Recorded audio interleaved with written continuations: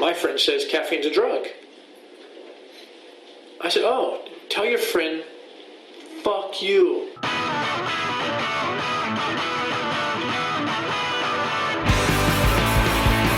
don't want to be your buddy, but just want a little breakfast.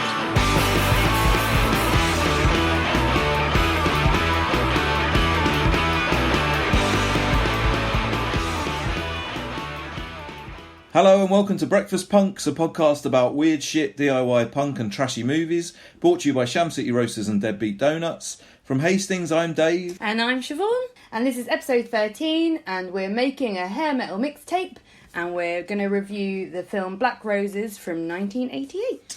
But first of all, we're going to start with a song. It's by a band called Rabies Babies, who are from London, and they also have members in Amsterdam currently. It's from their self-titled EP, which is available at the moment as a zine and download from their Bandcamp page. It came out in September last year. It's fucking brilliant. They're going to be playing What's It Called Fest in Hastings in September, so keep an eye out for them on the Saturday. And this song is called Rape is Rape, even if the rapist is in a band that you like.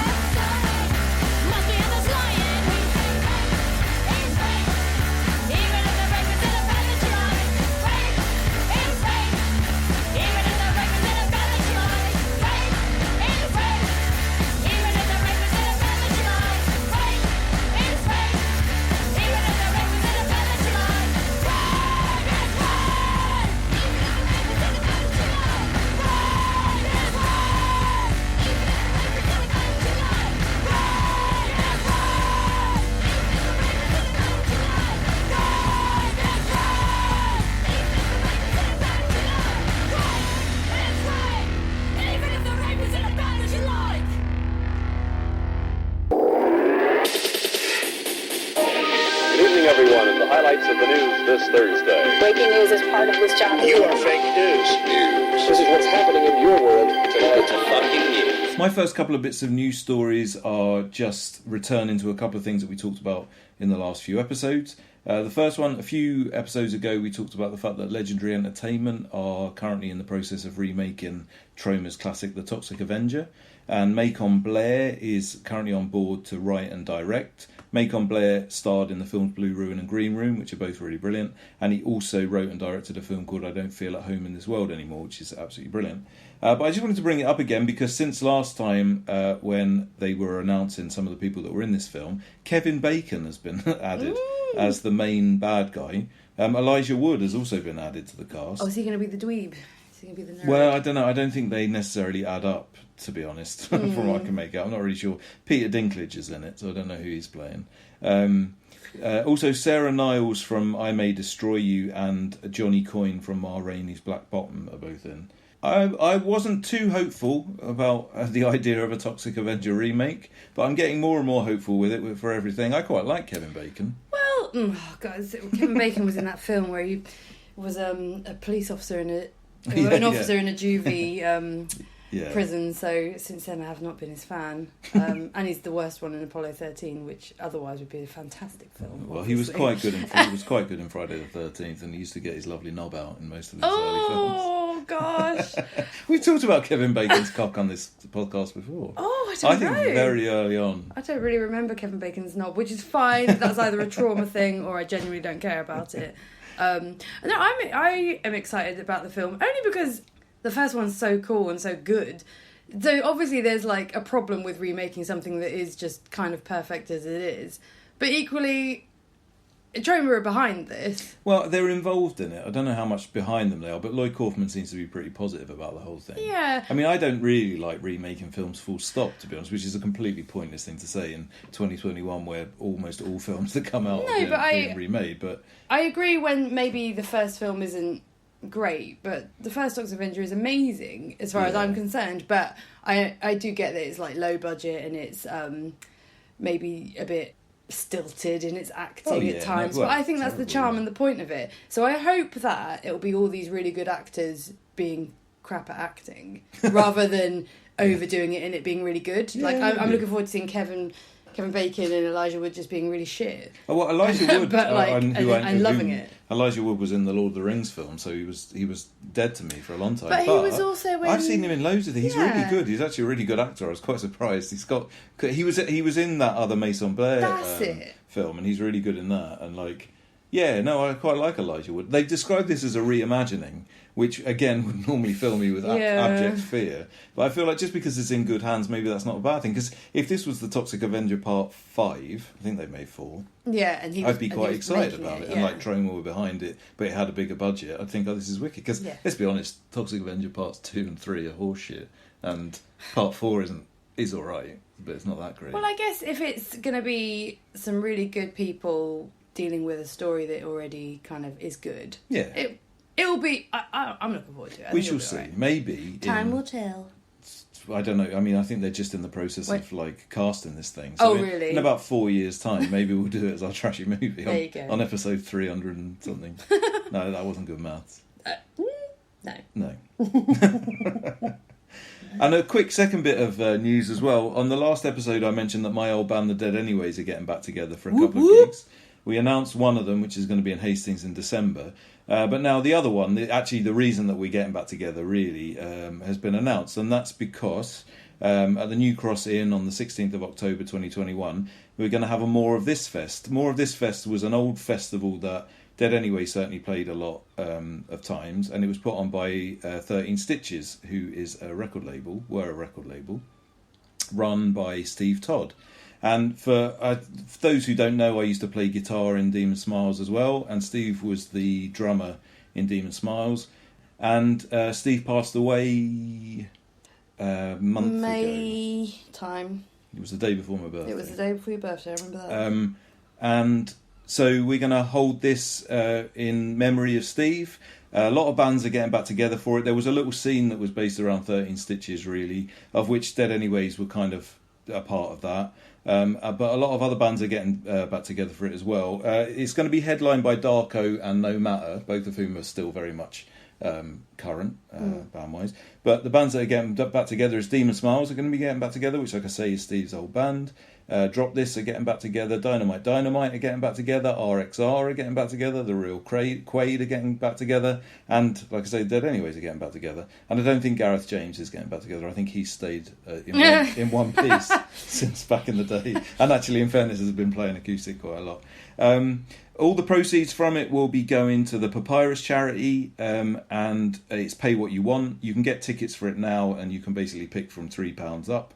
And it's a really good cause, and you should come.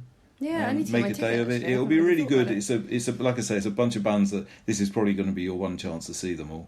Yeah. 4 years ago, all of those bands were very active and playing a lot of gigs with each other, and now we're not really. Yeah, it's going to be really nice, actually. I remember all of the More of This things. That's kind of my early days of knowing you, and just piling into the New Cross Inn and watching that kind of style of.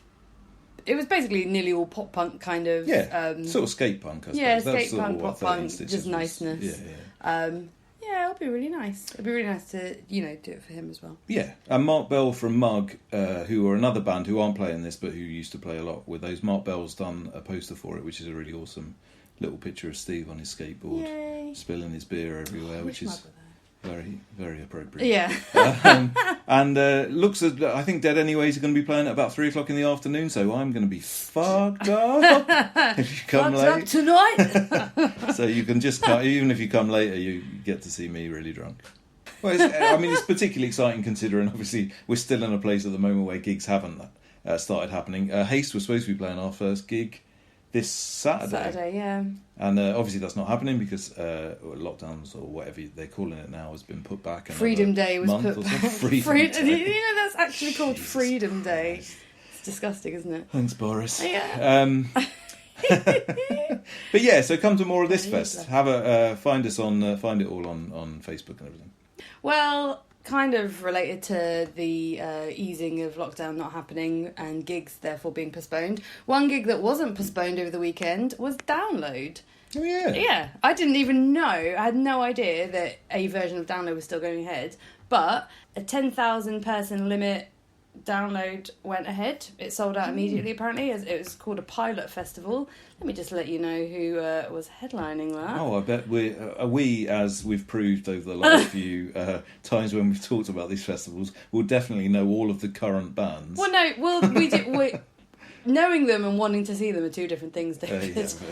Frank Carter and the Rattlesnakes headlined one day, Enter Shikari another, Bullet for My Valentine the other. So, let's be honest, I didn't want to go at all, like 1,000%. So it was a 3-day thing? It's still a 3-day. Oh, I just thought it was so for everyone who went, it was pretty normal. You had to have a negative test result. I assume that you had to have a proper test, not just that lateral flow, but who knows.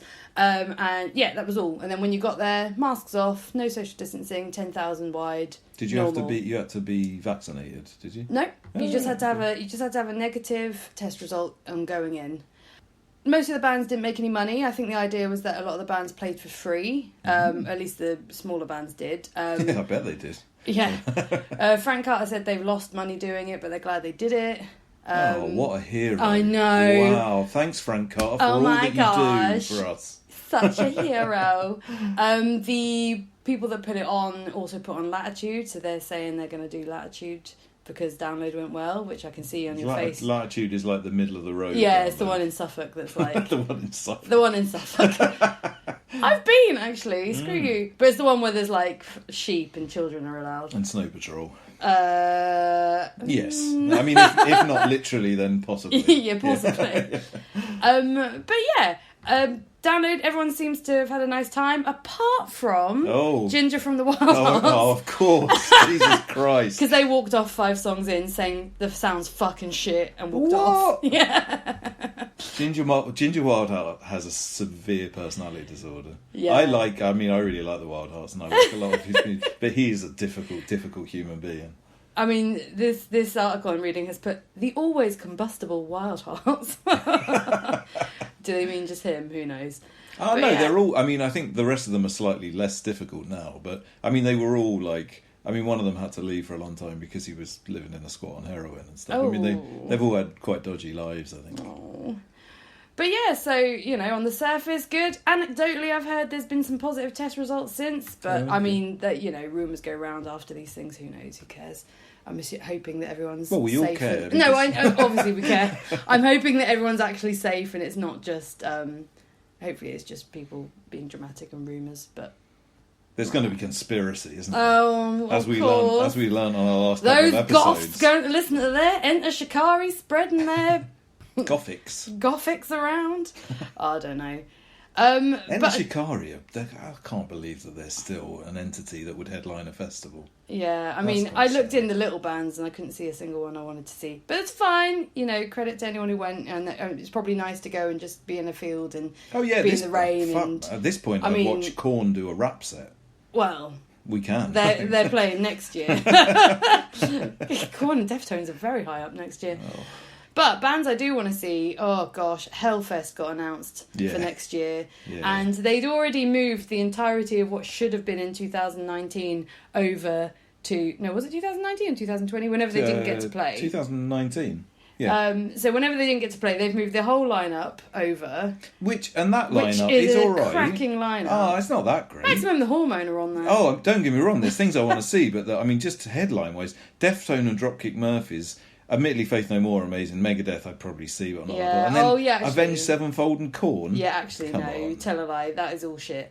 Well, and further down there's some all right No, ones. no, there's some Killing great Joker stuff. on there I mean, somewhere. yeah. But anyway, they then, whilst announcing that they've moved it, they've announced a second weekend that's going to be a 4-day long event, and that one blows the first one well out the water. Just that first, considering we're talking about hair metal on this episode, I mean, Scorpions, Whitesnake, UFO, Thunder, and Phil Campbell. on the Bastard Sons. I mean, Jesus. And Airborne are playing. Yeah. Crikey. But the second day, I mean, if you could get day tickets, I'm going on that second day. Nine Inch Nails, Ministry, Killing Joker in there in the little writing, Health are there, which I like. Alice Cooper, Megadeth, Bad Religion are going to be there. Yeah. Goldfinger. Yeah, well, I haven't read them all out. My favourite name that I can see at quick glance, Septic Flesh. Oh, Septic Flesh are classic. That sounds amazing. Oh, it just looks so good, but oh well, probably never going to get to go to Hellfest because it sells out within seconds pretty much every year. That's the spirit. But one day, what's the name of the metal fest in Germany, the big one? Oh, Wacken. Yeah, that's the one I want to go to. Yeah, that can't sell out in seconds. I mean, that's like all 120,000 or battle something metal, stupid. Yeah.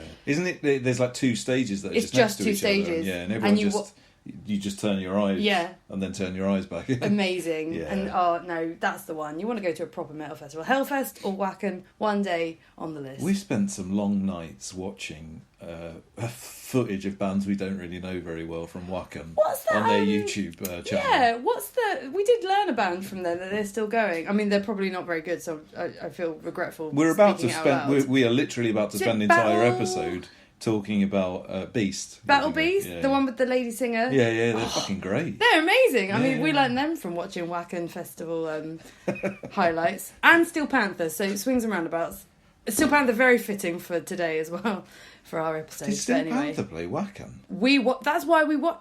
I'm Oh, pretty yeah. sure that's how we ended up ever watching any footage of them, because I think we were like, oh, they're obviously shit. Watched some footage and we were like, oh, a bit of this is interesting. So, only one of us went to see them live. Yeah, well, with Took my their dad. with my dad. Took your dad to see Steel Panther live. Yeah. What was that like? What was the? Tell us about that. Awkward. Tell the ladies and gentlemen about that experience. Well, the ladies would be very offended that A, I went, and B, by the band. Yeah, no, they were horrendous. Oh, but I mean, I think and I'm not playing- making excuses, Yeah, but yeah. they're tongue in cheek, aren't they? I mean, They're it's tongue like- in cheek, They're and taking the piss out. Well, of the it, thing is, they aren't are tongue in cheek, and they're playing up to a certain idea of what hair metal was in the 80s, which again we're probably going to talk about tons. I mean, I hope so. I mean, that is the point of this episode. But even with it being tongue in cheek, and I know it's tongue in cheek, and I know it's silly, and I know that the 80s was flawed, and that whole scene was By flawed. the way, they would definitely make a joke about something about a tongue and something about a cheek. Yeah. But I'm But, not well, going to do A- it. I'm just saying. They did that a lot. Like like there wasn't room to breathe for how much they wanted to talk about like sexual innuendos and jokes. The and penises. the penises. The penises. The penis, the peni of the band.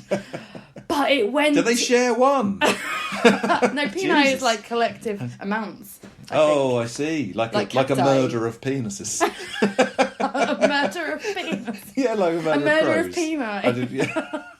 Murder of Peni is a really good band It name. is. Sorry. It That'd is. be an amazing, like, really hardcore feminist band.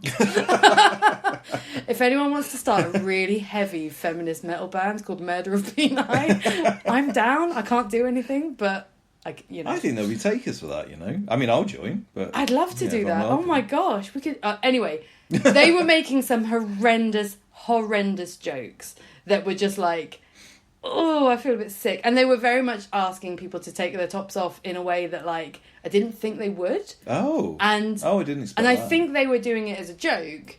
But people are doing it? Maybe people did it. Yeah. And then maybe they kept encouraging it.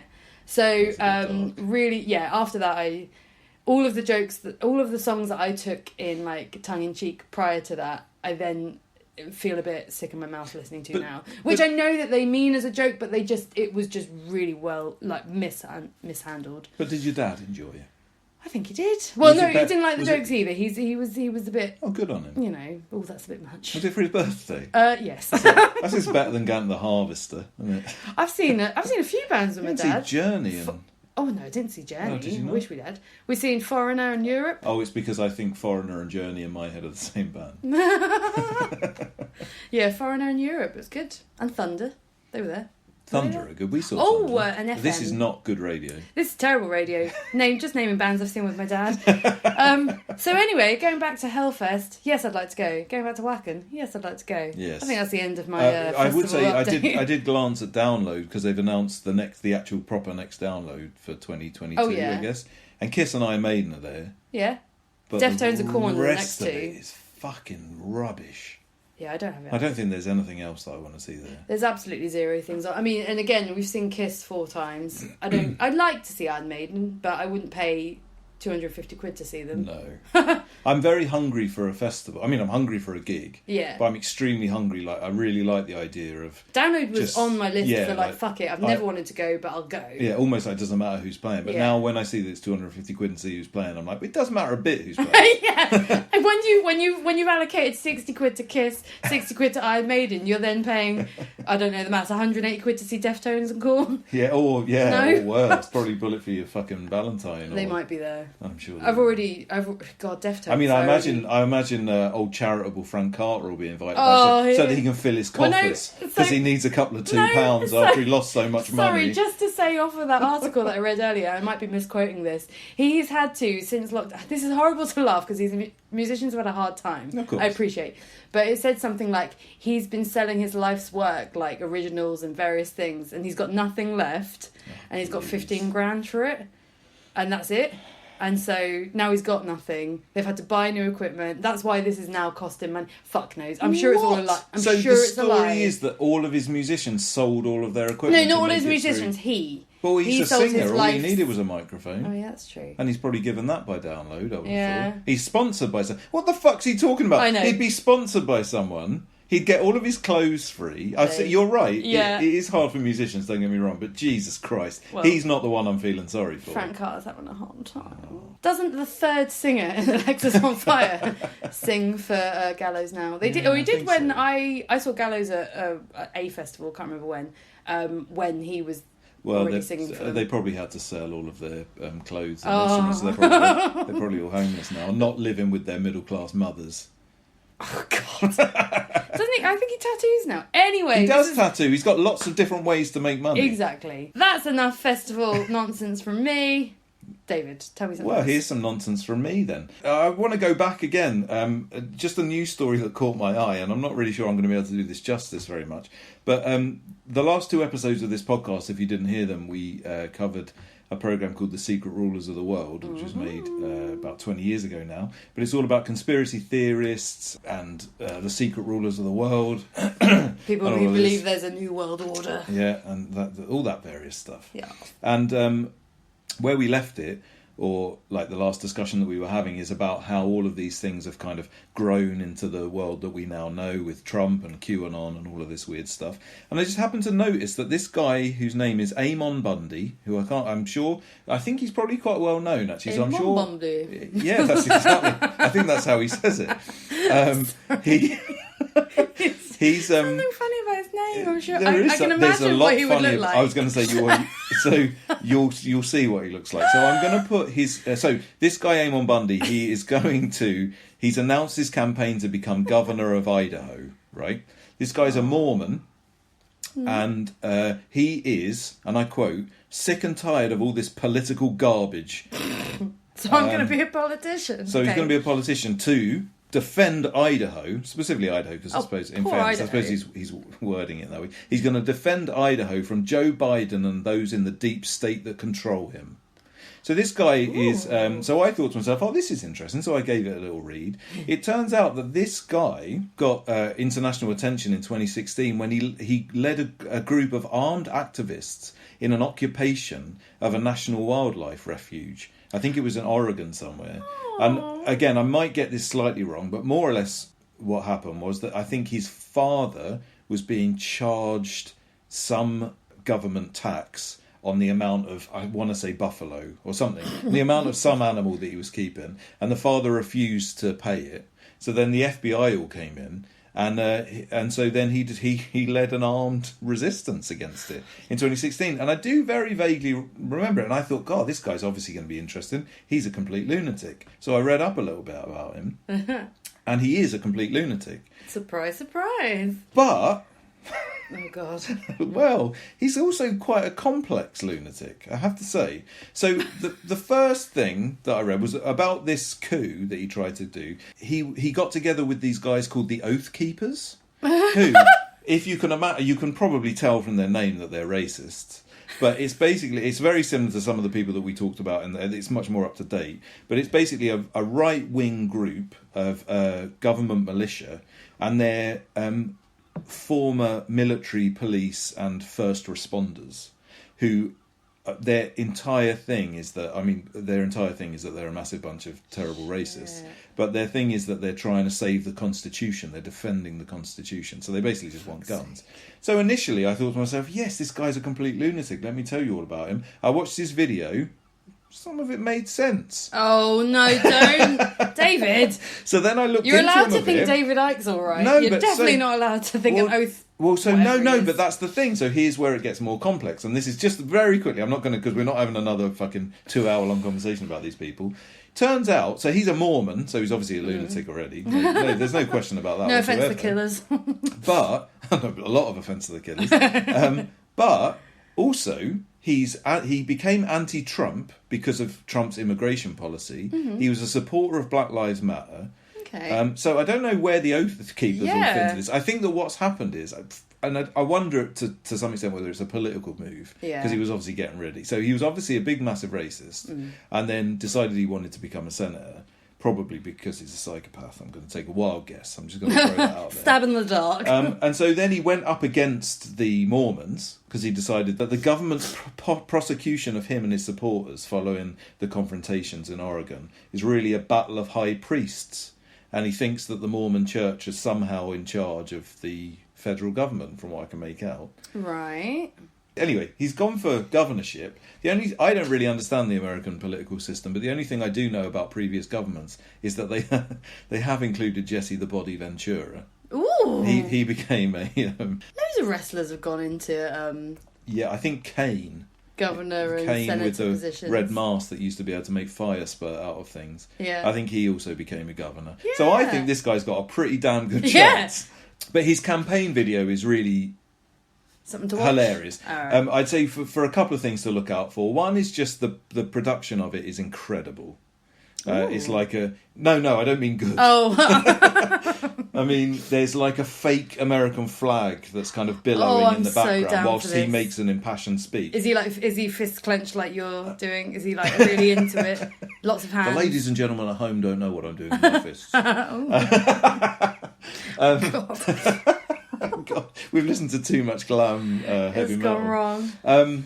But the other thing is that it shows a little bit. He proudly shows a little bit of this of his. Oh Jesus Christ! Sorry. He proudly shows a little clip of him standing up to the cops with his Oath Keeper brothers or whatever. Oh the fuck. God! And it's incredible to watch because they're all on horseback. And they're when you say Oathback, like, is it like something at Dungeons and Dragons? Well, no, they all look like Garth Brooks, but with sorry. with guns. I figured they'd be like cloaked like wizards. No, they look like Cowboys. a bunch of country and western singers with massive guns and obviously like horrible ideas. Oh, no. And they're all like, I think. Here's the reason why I don't like him. I forgot about this. He does proudly kick a dog. What fucking... Yeah, so... You know, I'm not really sure where I'm going with on this, to be that. honest. I mean, it doesn't. I just wanted to bring him up because I thought he was quite an interesting little man. Horrendous things are happening in the world. Yeah, but I do want people to watch his campaign video because I think it's hilarious. Okay. So it's going on the YouTube playlist. Fair enough. But without further ado, I think we're done with the normal news. And I think it's about time for a little bit of Norfolk news. Oh.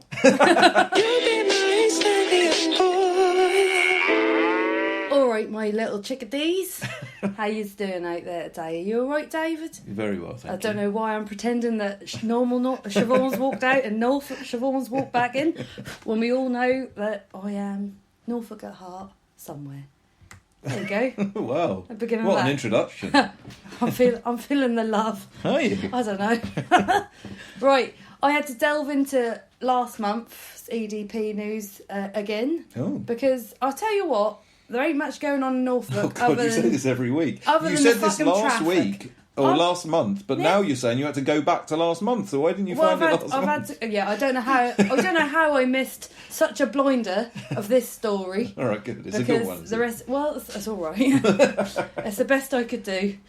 We're going to the little village of North Tuddenham North Tuddenham. near Dereham. Where is that in the grand scheme of Norfolk? Dereham is kind of North Norfolk on the way to Kings Lynn, I'd say. What roads would you take to get there? The A47. Oh. You Well, get there's the a lot of A47 traffic some of on the way that. there. We heard that last episode. I believe. Exactly, and the A11 now. You wouldn't believe it, David. The roadworks that have been going on in Norfolk. That's all cannabis.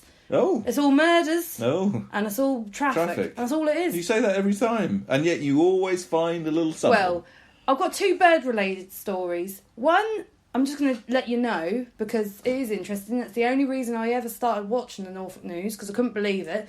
Did I ever mention peregrines? yes, every other fucking week. Well, the peregrines come out. They have come out, David. The babies have flown the nest. I'm just giving that tidbit for anyone who was actually How do genuinely you interested. forget that you've told us about the peregrines? I don't know how many times. I must say, the coverage of it this year ain't very good. There ain't been a lot of coverage. A couple of years ago, there was a camera on them all times. But this year, some photos of the babies have left. So if anyone don't was worry, it interested, seems like the Breakfast Punks podcast is covering it plenty. we're covering about as much as the fucking EDP is. I'll have you know. But anyway, this one is bird related, but it's not as pleasant as peregrines leaving the nest. Oh. Watch the It's not moment. Garth Brooks kicking a bird, is it? That's no Garth Brooks kicking a bird. Watch this moment where birds are terrorising a family-run shop. Now, a woman and her family say they are being terrorised by birds pelting themselves at the door of their business, in a scene not too dissimilar to the cult Hitchcock movie The Birds. Victoria I bet Hunt. it's very dissimilar. For the record. Well, little North Tuddenham's feeling very different to what you said. Victoria Hunt has begun hearing the crows outside the Lodge pub shop in North Tuddenham at 4 a.m. on Monday. She says that her and her husband have been patrolling outside the building ever since, and they don't know why these birds are there. They're so noisy. I just don't understand actually how much noise they make. What? Why are they patrolling? What are they doing? No, the birds have been patrolling outside and no one understands why. I did miscommunicate that, I apologise. I came downstairs and they were just pelting themselves at the door, and there's a video. We'll see if we can get the video on the interwebs, on the little thing that you can do. On the The YouTubes. YouTube playlist. I've heard of it. This sentence stands alone on the article. I think it's beautiful. Leaving the shop has become an intimidating experience. Oh, you don't relish going out there because they are much bigger than what you would anticipate them to be. I've never seen a crow close up, so I thought it'd be blackbird size, but it is not, Mrs. Hunt says. Mrs. Hunt has never seen a crow. Apparently not. But Norfolk's we're very closed off. It's just peregrine falcons or nothing. But there's some good news. Good. They don't seem to be coming when customers are directly at the shop. They're not dive bombing on people or nothing. But when there's nobody there, they're sweeping down, patrolling. They walk up and down past the shop door. This woman's terrorised. This sounds like a visual hallucination. I would- no one else has seen these crows except her for this husband. one woman out in the middle of nowhere who runs. Did you say a shop that's also a pub? I don't think that I don't trust her. I trust the crows over her. Personally. Are we trusting crows over this little? She's got a very nice Karen haircut, may I add. Did the EDP bother to interview any of the crows? Oh, they couldn't have found them because they're visual hallucinations. Oh, poor lady Hunt and her crows. Is she a lady? I've just made that up. Oh, okay, I mean, good. she might perceive herself to be one. She's the lady of the pub Lady and of also the manor. shop. What do you think the crows are trying to get in the shop? They ain't got a clue. What do you think though? Nice crisps. Well, maybe they got one last bag of cheese moments because we can't get them anymore. They don't exist. That's good. And Well, we maybe can't the eat crows. them anyway, well, we but- can't eat them anyway. But you know, maybe the crows have snaffled out. They can see that little cardboard packet at the back on the wall, and it's empty, and they think that it's full. That lovely green and yellow packaging. And actually, there's one packet left on but them. there's pictures of packets on that thing, Oh, so they on the think bacon fries because they're and stupid, scampi, aren't they? yeah. They're only crows, so they actually think that those are real bags, and they're trying to get them. Didn't you describe cheese moments as dream is for humans the other day? Sorry, just on the side. Maybe normal Siobhan might have said something to that effect. Norfolk Siobhan's very vegan. I think you told a 10-year-old quite clearly. They are dreamies for humans. They've got that little cheesy sherbet inside a crunchy outer shell. Oh, beautiful. Yeah. They don't exist it's anymore. funny, this the only thing, pretty much the only, after going vegan, the only thing I missed. And cheese footballs, which don't don't come round every Christmas. They don't, Some Christmas they don't exist in the shops. No. Why? Why know. don't people like cheese sherbet-filled snacks? I bet this is a shop fucking full of cheese sherbet-filled and snacks. these crows are on it. They ain't vegan. Well. They'll fucking have them. Well, they were still pecking their beaks on the door at 7 a.m. today. Where they're trying to pull the seals out of the glass. Jesus Christ. They've tried different methods to deter the creatures, as they suspect that they are confused by their own reflections in the glass. Do they mean the family or the crows? Oh. Having posted footage of the siege on social media, Mrs. Hunt is starting to get some solutions. She's placed wire chains. Because, I was going to say the solutions are just going to be harming the crows. There is a video of these crows, so we do know they do exist. Yeah, so there's chains on the outside of the door to stop the birds seeing their own reflections. It appears to have calmed them down to some extent. This line stands alone in the article. A more permanent solution may be to buy a toy owl. A toy owl? Because the owl will scare them off, I suppose. Someone says the only thing that stopped them, in their experience, was a fake owl, which I put in the window. So we may try that if these chains don't do the trick. And that is where the article ends. So we're left... Who knows if it's still going on? This poor woman and her imaginary crows and her fake owl. Are owls and crows nemesis? Maybe they are. I suppose they must be, if that works. Otherwise, why not just make like a Wurzel Gummidge or something? I mean, there must be scarier things than owls. A scarecrow! Yeah, Wurzel Gummidge. Yeah. What are they doing? I don't know. Like, you know those fake police cardboard cutouts they have in Morrison? So that... maybe drunk people think there's a policeman stood there. I don't know. They could do one of them. Well, there you go. Norfolk news. For those who cared, peregrines have flown the nests. For those that don't, there's some crows in North Tuddenham causing a riot. Those policemen in the windows of pound shops look like they've got pockets filled with cheese moments. And if I was a crow, I'd fucking go for them. Fucking stab them up. I mean, I'd go for them for other reasons, I guess. But... Well, it's about time this Norfolk news was over and we had a song. I don't think Party Boss would be very impressed if I said all their words in Norfolk. But do you know what? I'm on a roll now. You seem to have carried on, yeah. Apologies, Party Boss, but this is happening. So our next song is from... Ooh. Sorry, the old Norfolk phlegm. Norfolk phlegm was back at it. My apologies. This next song is from Party Boss, and the song is Complex Economics. They're a band from London, and this song is off their new EP on Disconnect Records. It was released digitally digitally is a nice word to say in Norfolk, digitally, a few weeks ago. This band are members of Paper Mill, Dissociates, and The Holiday Plan. And yeah, you should give this song a listen. Party Boss with Complex Economics.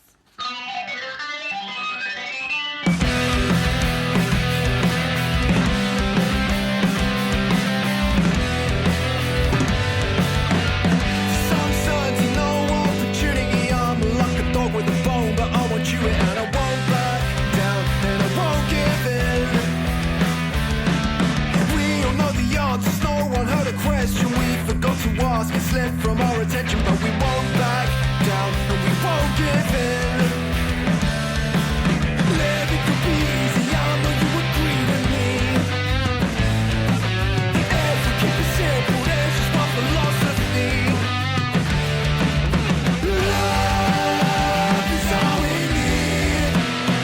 It's all we are.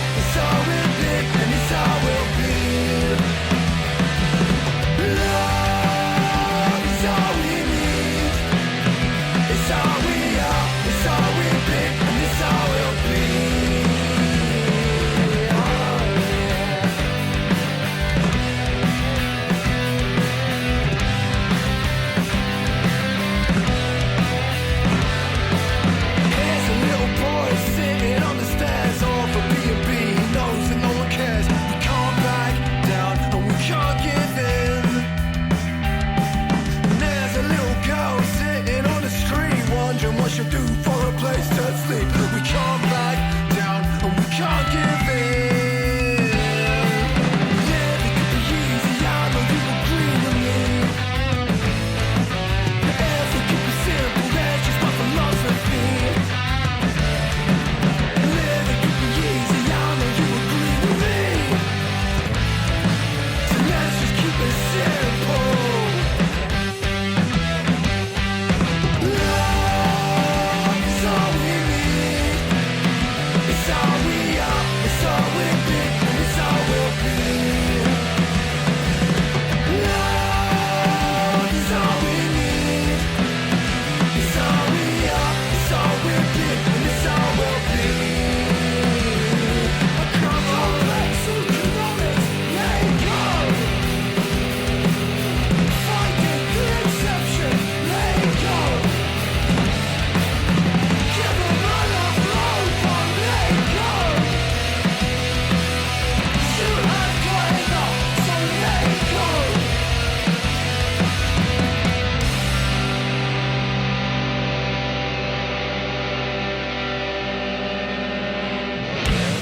Welcome back to Breakfast Punks podcast. So we're going to move on to our main section of this episode, which is where we have made our Hair Metal Mixtape. So what is hair metal? For you who don't know, but you probably do know, you might have heard it as glam metal or cock rock, as how we keep describing I it. just want to make an apology at the Yeah. start. I'm almost definitely going to use the term cock rock, and I appreciate that it's not a very appropriate term, but Well- I've spent the last 30 years of my life Yeah. calling it cock rock. And so- in fairness, I think I've called it cock rock up until researching like the dates or like the best albums of all time of this genre, and realising that if you type in cock rock into the internet, you don't really get much of this. So hair metal is probably... Hair metal is what we're calling it.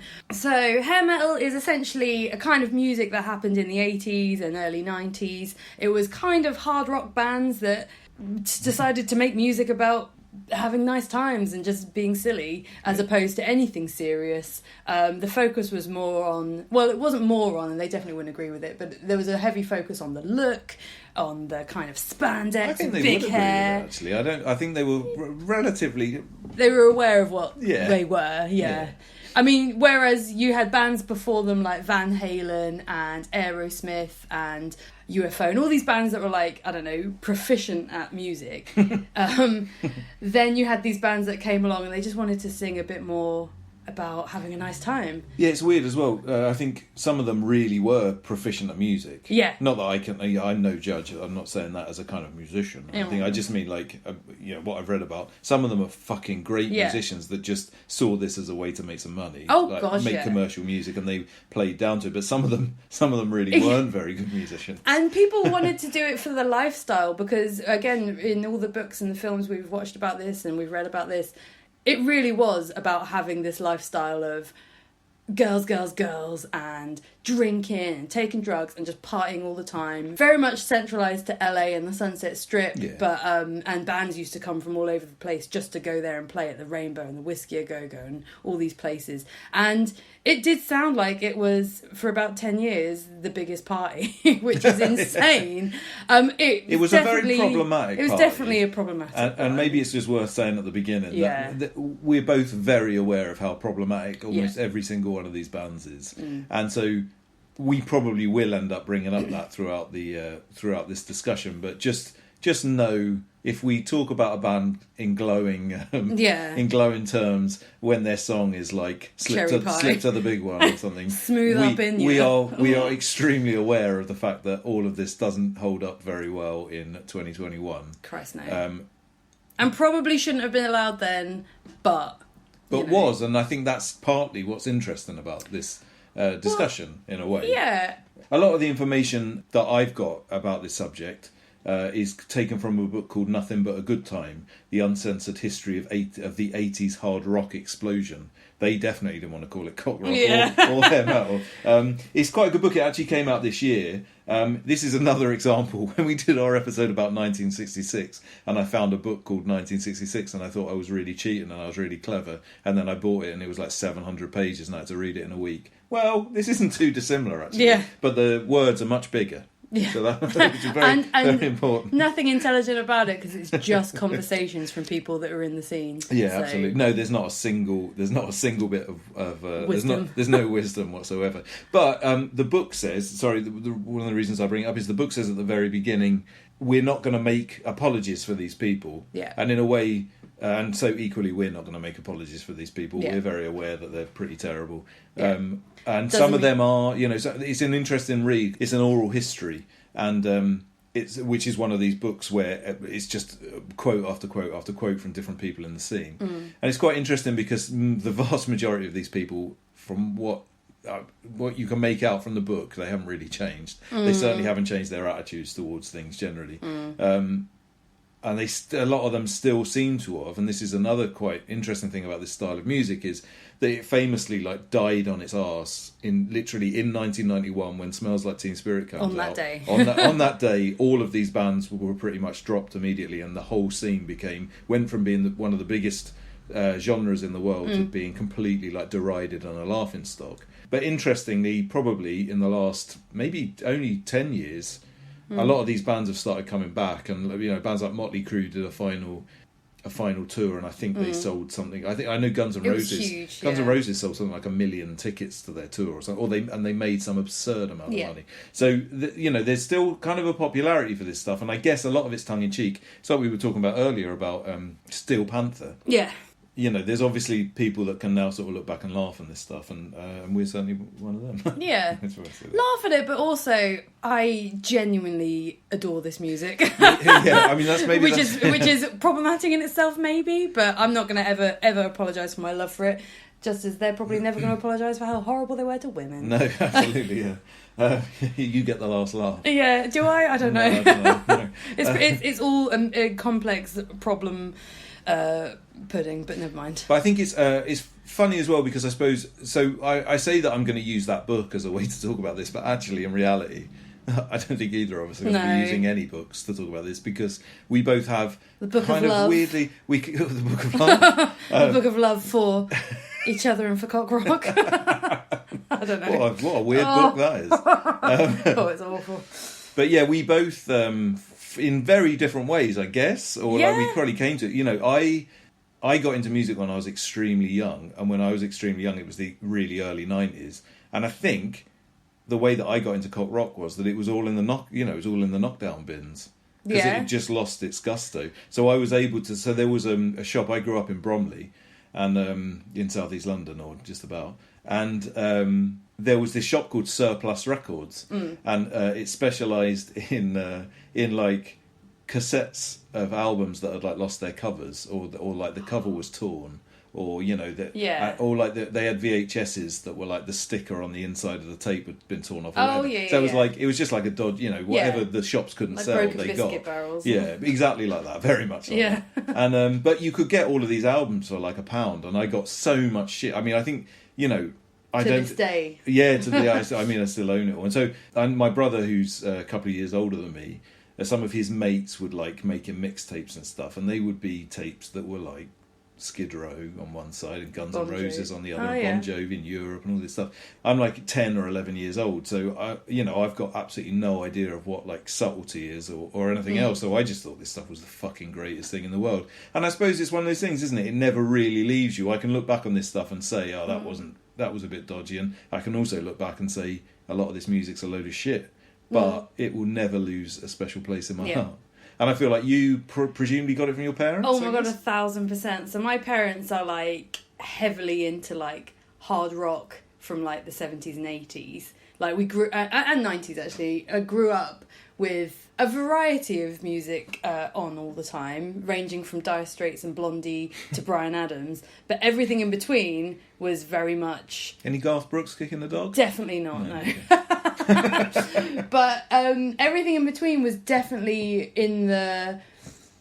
I mean, I think my dad would definitely have said that he listened to hard rock more than this, but we definitely listened to all of this music. Your dad's into Norbum, the new wave of British heavy metal, that Iron Maiden and Wrathchild and all that stuff. I'm quite impressed. Your dad's got an amazing record. But he collection. also very much was into Thin Lizzy and Gary Moore and all that golf. kind of stuff. No, I know he wasn't. But you know what I mean, perfect. like, yeah. I just mean like he's got Oh good gosh, taste he's got ridiculous taste, isn't he?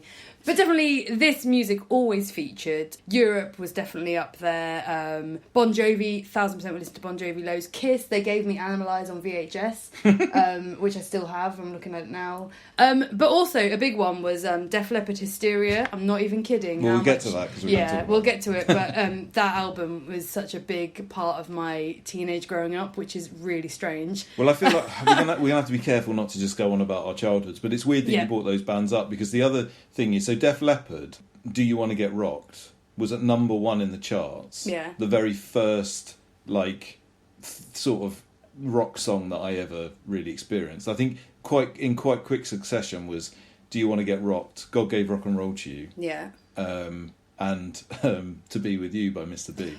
They were all around about the same time. I can't believe Mr. Big count in this. Well, no, they don't, but necessarily. Well, they do, but I'm just saying, and I was 11 years old, and I heard all of those songs, and I thought these people were like I say, like the fucking. To Be With You people. is one of the worst songs I've ever heard in my But life. also, when I was 6 years old, my dad doesn't have any of this sort of cool music taste, really.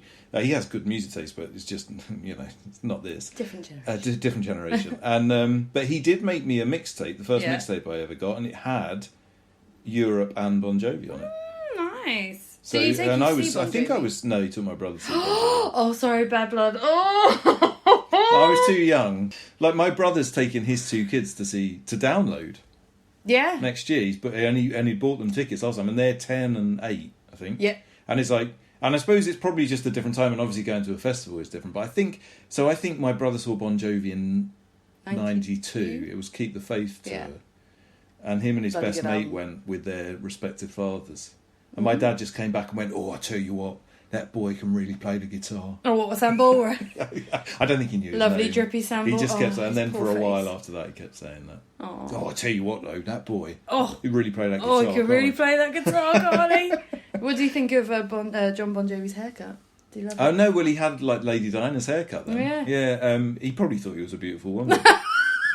He would have been wearing something bejazzled on the top, probably. Anyway, we should probably... Oh, no. Well, if I may just say, there's a couple of other books that we're sort of using. Oh, this one's so beautiful. I'm just going to kick off. I'm going to tell you about the book, and then I'm going to kick off with something. I am going to occasionally refer to a book which is called The Directory, with a K, of Heavy Metal, which is by Kerrang.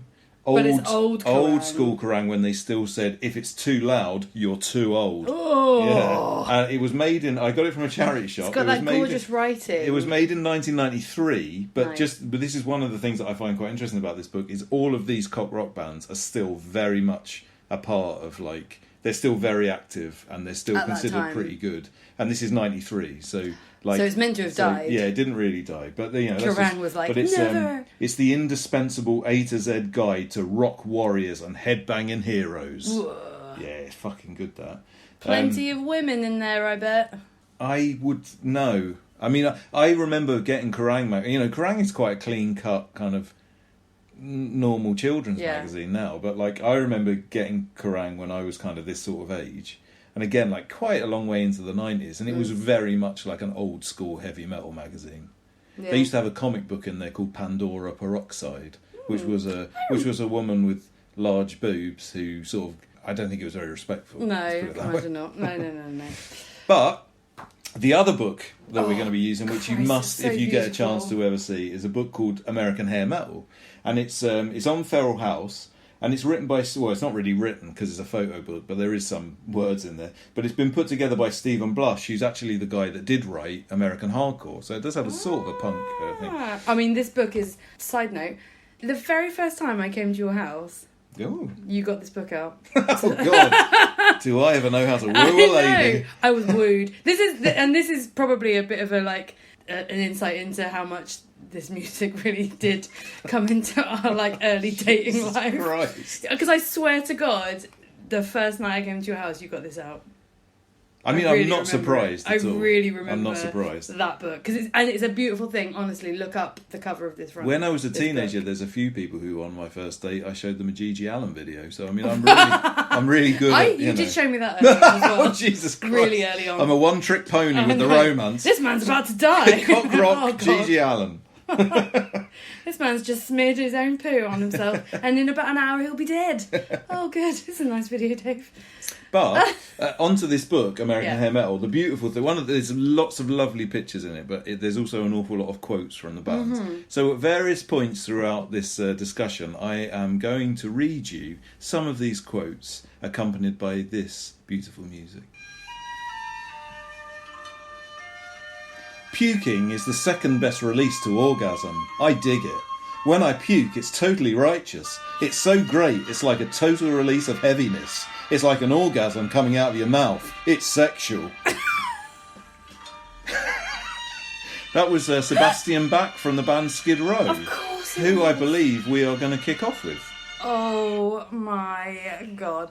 I mean, I can definitely hear him saying that. He's one of my heroes, absolute heroes. So yeah, so we've put together a little mixtape. It's 20 songs. We'll try and whiz through them and give you anecdotes and stories throughout. We're going to make a playlist to go along with this that we'll put on YouTube as always, and we'll so you can listen to these songs, because it is a shame we can't play them, but do go listen to the playlist because all the songs will be there and they are glorious.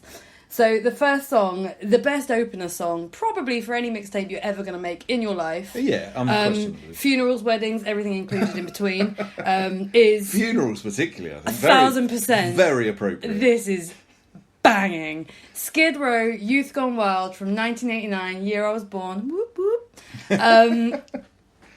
I'd like to think I was banging to this on the way out when I was born. On the way out. On the way out. Sorry, Mum.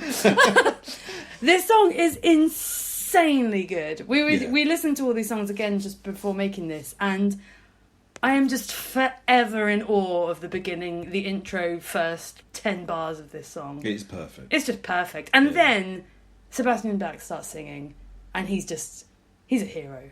I mean, he's got the best hair in the business. He's mental nowadays. Like, he's definitely a child with ADHD that's never grown up, and now he's about a 50, 60-year-old man. Yeah, so Sebastian Bach has written an autobiography, which you haven't read, have you? No, I bought it for you. That's all I know about it. It is, he didn't employ anyone to help him write it, and he definitely should have. It's one of the worst...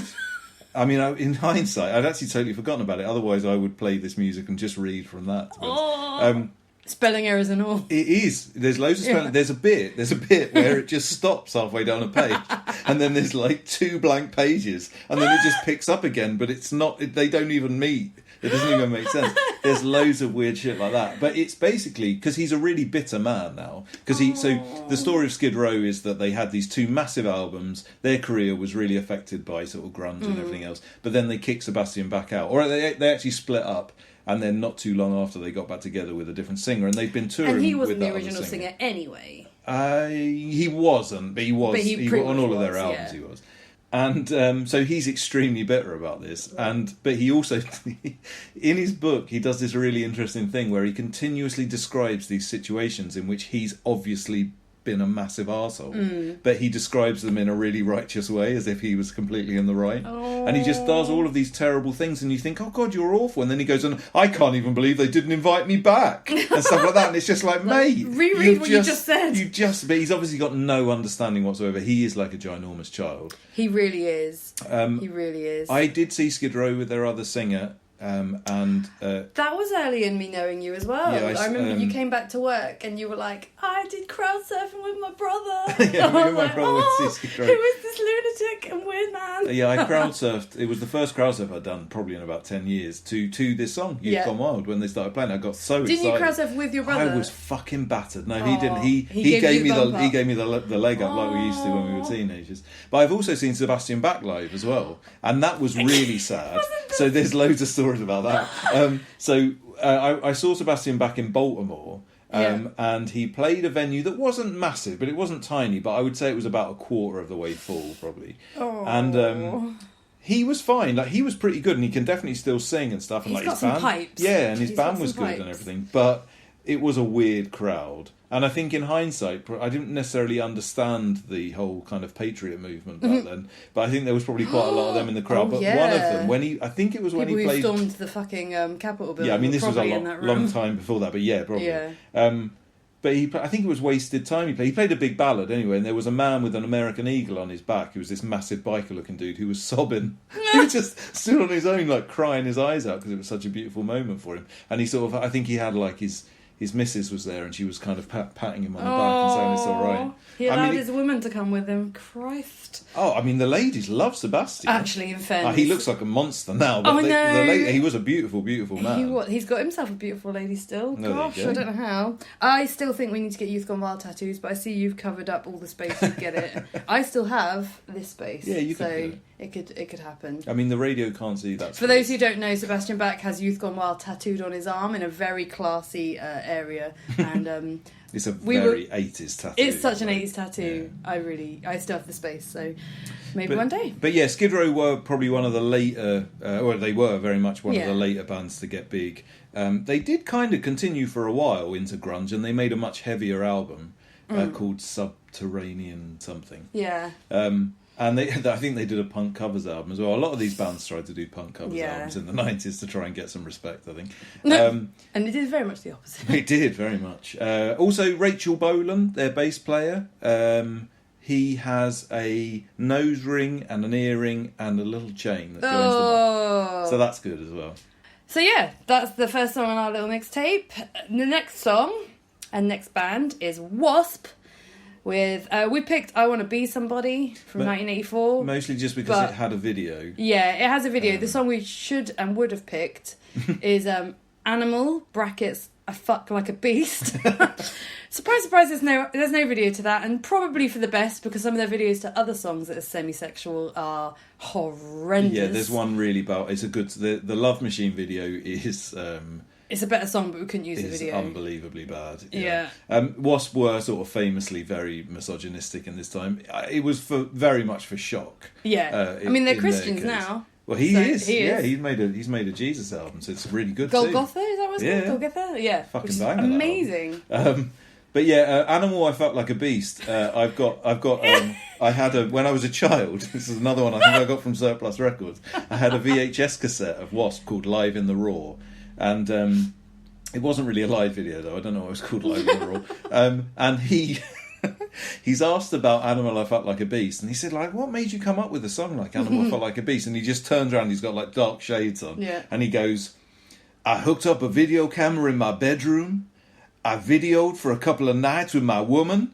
I watched it back and I made it rhyme.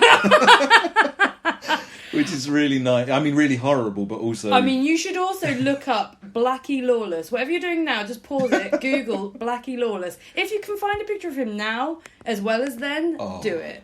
He's a wonderful human being. Credit to him. So we've seen him twice. I was going to say, so having said all of that... Yeah. I mean... Go on, but like Wasp are. I mean, they're amazing. They're one of the really early bands that I got into, so that's why. Yeah. And like they had an album from '92, which was like one of the first albums that I ever became obsessed with. Chainsaw Charlie one? Yeah, the Crimson Idol. Yeah.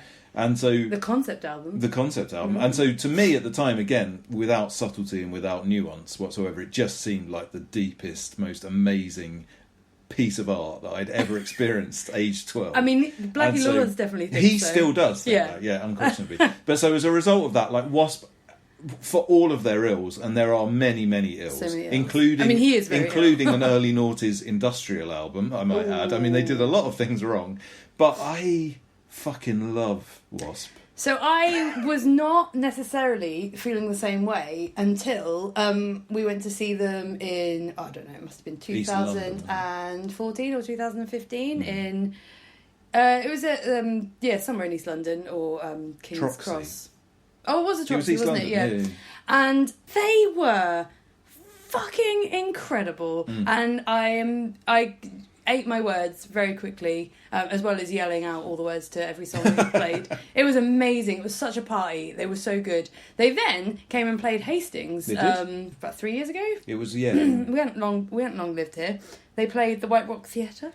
And keeping in mind, just for those who don't live in Hastings, the White Rock Theatre is like the town local theatre. Yeah, it's a teeny tiny, but the biggest. It's where Calendar Girls might happen, or Yeah. or like Joe Pasquale might do a stand up or something. And there's barely any space to actually stand, but luckily no one really came to this gig. So it was basically. Oh, that's not true. So, but There's it quite a lot of wasn't. It people wasn't there. that many people. Yeah. But anyway, it was fantastic. They didn't think so because he'd made a video.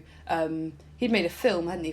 Was it for Crimson? Because it was playing the Crimson Idol. They played in the full. entirety of the Crimson Idol, And he'd made a movie to go with it, Yeah. but he wasn't very happy because we were just dancing insanely for the whole night. And so on later dates of the tour, he just moaned about how in Hastings no one really appreciated. He was his like, all little they movie. were doing was dancing. Yeah. I was like, well, that's what you're supposed to fucking do. Exactly. I mean, don't come to Hastings and expect people not to get drunk and have Exactly. a nice time. That's all anyone does here. Exactly. We want to sing and dance. So anyway, that's Wasp. I mean, we've put I Want to Be Somebody on the playlist, but to be honest, I Want to Be Somebody's fucking banging too. I mean, it is. the whole of the first album is absolutely brilliant. But to be honest, you're not going to go wrong if you just go down a Wasp hole on YouTube, because it's all amazing. And if you can listen to Animal I Fuck Like a Beast, just the lyrics. you I mean, definitely that should. lyric alone, which he shrieks. fuck like a beast. I was hoping you were going to sing. I mean, it's better than that, but he really does yell it. And it's once you see him, he does look like a monster. Well, I mean, the other thing, he's definitely got a bit heavy and he's aged very poorly. But he still sings so well. He still sings amazingly well, and he also still wears all of the outfits. And we've not mentioned the Wasp outfits. The Wasp were very famous for having extremely near the mark outfits. So they had the buns of their leather trousers cut out. He had a massive codpiece that had a chainsaw on it that says animal. I think it just says I fuck like a beast. Yeah. And he still wears. He doesn't quite wear that, but he more or less wears this shit. He still wears like a big open leather. He's got really tight clothes on, and he's in his 60s. He wears long sleeve things underneath, because last time he wore a football shirt with a long sleeve top underneath, but still wore his little leggings and platform shoes. Anyway. Beautiful man. We're not body shaming you because you're a legend and you're still doing it. But it is you are also considering all the ills that he's done. It is worth having a look at him now and having a little laugh away. He's a bit drippy. But... All right, the next song is a band called Stryper, and the song is To Hell with the Devil. Now, Stryper, for those who don't know, are a very, very Christian hair metal band. Yeah. The whole point of them is that they're Christian. Thus, it wasn't the always song so. To Hell with the Devil. Oh, it wasn't always so. We were very wild. Not just a little. We were into booze, not drugs so much. You could say we were alcoholics. Then boom, we were Christians. We woke up. Oh! That was Michael Sweet. Oh, Michael Sweet. They are very sweet. They are. They are. So, things to note about Stryper: they've got beautiful outfits. They are in yellow and black stripes all the time. And they were always in yellow and black stripes. Yeah, they were. They were true to their look. And not just the outfits, but also like their stage was completely yellow and black. Really? One of the things I learned from the book is that they, I think they must have had some money. In fact, do you know what? I do know this. Here's a little factoid. So when they were trying to get signed and stuff and they needed some money, they went to their local church and they got given something like $500,000 or something to kind of like pay for them to get onto the word of God, a label, and then like get bigger. And so they had a lot of money to play with. So they made their like practice studio was all yellow and black, and like all of their amps are yellow and black. And I'm not quite sure why. No one really ever explained it. I think in the book, one of them just says, we really like the look of yellow and black together. Not yellow so much, not black so much, but together they're really great. Yeah, they really pop. Yeah. Well, I guess stripe like a bumblebee. I always thought they just like bumblebees, and bumblebees are stripy. So that's what I always presume, but I don't think there's any. No link to a bumblebee. They never called themselves anything about a bee. They just said the yellow and black attack. Well, I mean, there isn't much more to say about Stryper, and I mean, you've got to go and listen to them because they are very, very good, and they were quite early for this scene. I feel like everything explodes around 1987, and they're all pre that. So I think as well, Stryper were genuinely like an LA Sunset Strip cock rock band from like the early stuff. Yeah. When no one was getting signed and there wasn't any money and they weren't very popular, and they kind of, it was later on that they got on the wave of all the popularity stuff. Right. Now, the next song is by the band that I think probably epitomises the LA Sunset Strip scene. And definitely, if you think cock rock, I think, or if you at least call it cock rock, then you probably think of this band first. It's Motley Crue. You know all those times when you've been sitting at home and you've just thought cock rock. Oh, Cock rock. This is probably what you think of. And it's Motley Crue, and Kickstart My Heart is the song we're going with. And it's from 1989, which is really late, because actually Motley Crue were, again, one of the first bands. I think their first album's from 1981. Yeah, they're really early. And I think generally speaking, they're kind of... I think Quiet Riot are the ones that are considered to be, not that we're going to mention them, but Quiet Riot are the ones who are considered to be like the first band of this ilk that had a hit. Yeah. But Motley Crue were definitely like the ones that kind of, like you say, epitomised. They ran it, and Kickstart My Heart is just such a banging song. I can't so for all my love of hair metal, I can't say that until doing a lot of deep diving on hair metal with you, just dancing in the house. We're very cool. Insight into our lives. I never listened to Motley Crue before. No. At all, because I just, to be honest, I think I heard Dr. Feelgood's the song and thought, yeah, that's all right. And I think I heard Girls, Girls, Girls, and I was like, yeah, it's all right. But I never heard much else, and Girls, Girls, Girls is not the song to listen to if you want to really enjoy Motley Crue, I think. It probably sums up exactly what they're about. No, that was their whole... I think that was one of their most popular. There's two songs off that album. There's Girls, Girls, Girls, and there's Smoking in the Boys' Room. Yeah. And those two, I think they were probably the first ones I ever heard, and they're not really that good. They're just rubbish songs. I loved them at the time. But Kickstart My Heart is another one that is just like, once it starts going, just, it's a bit... you do get carried away with how good if you it is. really, it's a great song, but if you want to hear a really good version of it, there's a live version on their greatest hits album, Decade of Decadence, which is even better than the recorded No version, way. in my opinion. Is it really? Yeah, because there's a bit in this song that to this day, as much as so Motley Crue I loved when I was younger, and then I kind of just thought they didn't last the test of time with me. No. And then my buddy really likes Def Leppard, and Def Leppard and Motley Crue did a tour together, and so we went. Yeah.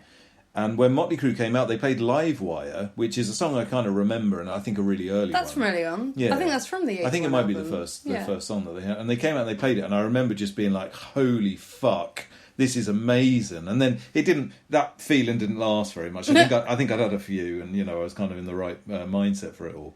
But going back to this song particularly, because Kickstart My Heart was definitely my favourite, and the album that it's from, which is Dr. Feelgood, was my favourite Motley Crue album. And there's the little bridge section in this song. I cannot listen to it. Doesn't matter where I am or what mood I'm in, and it doesn't send shivers down my spine. Really? So sad, but it's so true. That's so sad. And the thing is the live version of this, he really goes through on that bridge bit. So I think it's partly because of that. And And I know. just What, the can't. singing? Yeah. Oh, I know exactly which bit you mean. Yeah. I'm not going to. It actually feels like he can sing. No, I nearly did it, and I was like, no, it won't send any shivers down. It'll ruin it completely. We're like, oh, I forgot. But no, the spell has never been broken, and I think it's partly because I don't listen to Motley Crue very much. So every now and again it will pop up, and then when it pops up, it's just like, holy fuck. It's a blinder of a song. But yeah, I think obviously they kind of had a massive resurgence because of that book, The Dirt, they wrote, made a film. and there's been a film made about it by Netflix. And they had their last ever tour, in they're having another last ever, aren't they? But that was only a couple of years ago, and that was huge. Yeah, so they've definitely sort of come back into the ether. I have to say, I thought The Dirt was really dull. I watched the first 5 minutes of the film. Oh no, I thought the film was horseshit. No, I'm in the book. Oh, you've read the book? I just thought the book was really boring. It's one of the trouble is, and I think there's a lot of these because I read a lot of biographies, not autobiographies about these fucking douchebags, and some of them are quite interesting, and sometimes they've learned something or whatever. But with Motley Crue, it was a mixture of just continuous stories about, oh, I got really bad on drugs, oh, I got clean off drugs, oh, now I'm back on drugs, I got clean off drugs, and just like this continuous back and forth, which I find really boring. And then just this really sickly sweet bit at the end. Oh. And they really overplay the fact, and I don't think they should. Vince Neil literally murdered someone by getting really fucked up. And, in the car crash. Yeah. And like, they use it now as this sort of, Vince changed after that, and this sort of stuff. And it's But like, he no, never he's served any time for that. He paid $2 million and never had to, and served like 30 days community something service. stupid. And it's like that. It is what it is, and it happened. And I'm not like, I just don't think it should be used as a way to gain emotion for the band who were the perpetrators of it, just because they were like obviously just massive fucking idiots. Yeah. And so they did something stupid. Exactly. Don't make a film where it's like and write a book where it's all about how terrible. Also, an you experience did it was. this after your bandmate was pronounced dead and then carried on living Oh his yeah, lifestyle. yeah. I mean that, but like they- no one yeah. learned anything. Yeah. Like you could have. There But was the many main, signs. like the sort of mainstream end of like when that book came out. Yeah. Like love that sort of stuff Ugh. because it seems so crazy and wacky. But it's like if you just read one book about like any band, you'd Yeah. know that. I'm not saying that. You know, I don't know. A Also, lot of if people you- die from heroin, and you don't like put them up on a pedestal and say Yeah. their book's good. You just say that person's a fucking idiot. So, moving on to the next song. The next song is from a band called Dokken, and the song is Dream Warriors. It comes from 1987, is what I've got written down. I think that's correct. Yeah, I think it got big because of the film Nightmare Nightmare on Elm Street Part 4. The classic, I guess.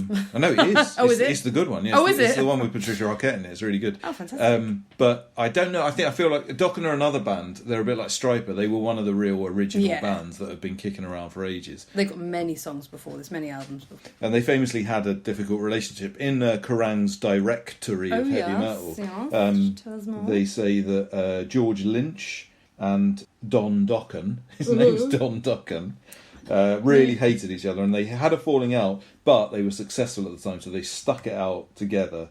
But now they absolutely hate each other. Well, I must say that Dokken, as much as I know that they are a huge part of this scene and they are very much a hair metal band that were considered good, I have never listened to them. No. I don't really have anything to say about them. Yeah, I mean, Dream Warriors is such a great song, It's good. but Dokken, other than that song, I'm not that bothered about, really. The next song, I've never heard this song before. It's very much in here for an anecdote. I'm going to say it. It's the band's called Junkyard and the song's called Hollywood. It's from 1989. The song is actually pretty good. I was going to say, it's We've not in listened- there for nothing. It's the best cock rock song that I've discovered.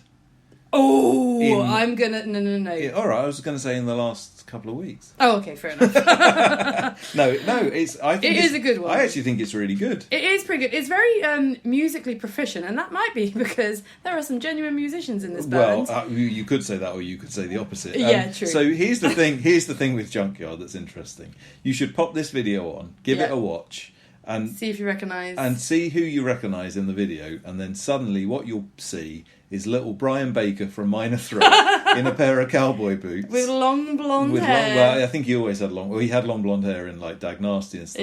Yeah. He just pops up and he's got his there little- and he's doing Axl Rose's dance. Oh yeah, he's doing the little knee dance. He's doing that. Yeah. Thing. I don't know what that dance is. We need to discuss that dance at some point. It's something that.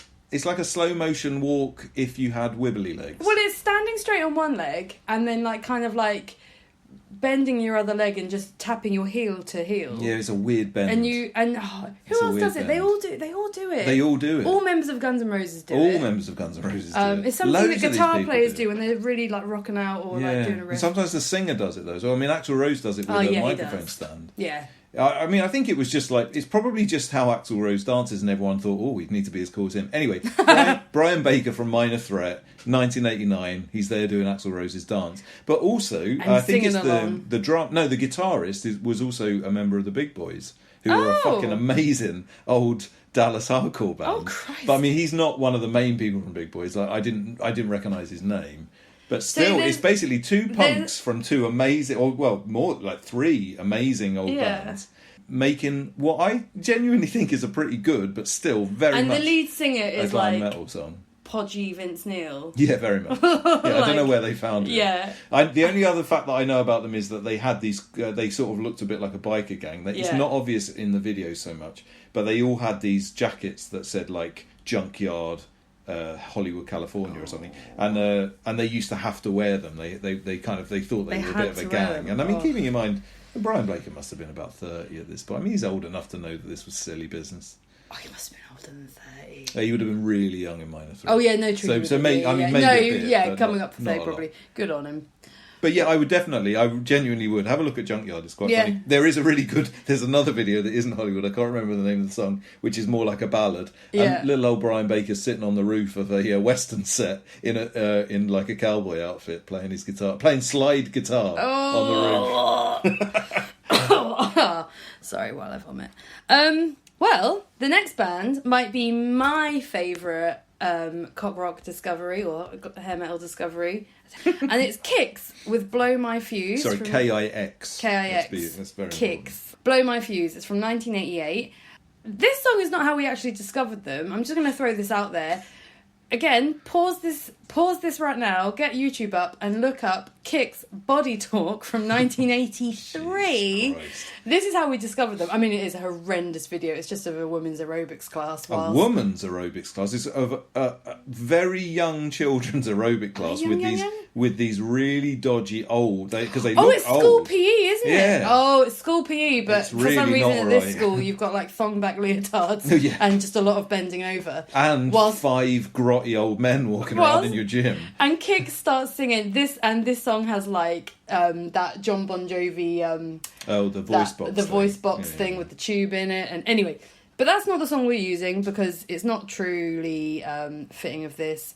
"Blow My Fuse" is absolute belter of a song. Yeah, it's fucking I can't brilliant. believe that until we started going on some weird YouTube deep dives with Drunk in Our House on a Tuesday, that I'd never heard Kix before. You make our life sound better and better every time you describe it.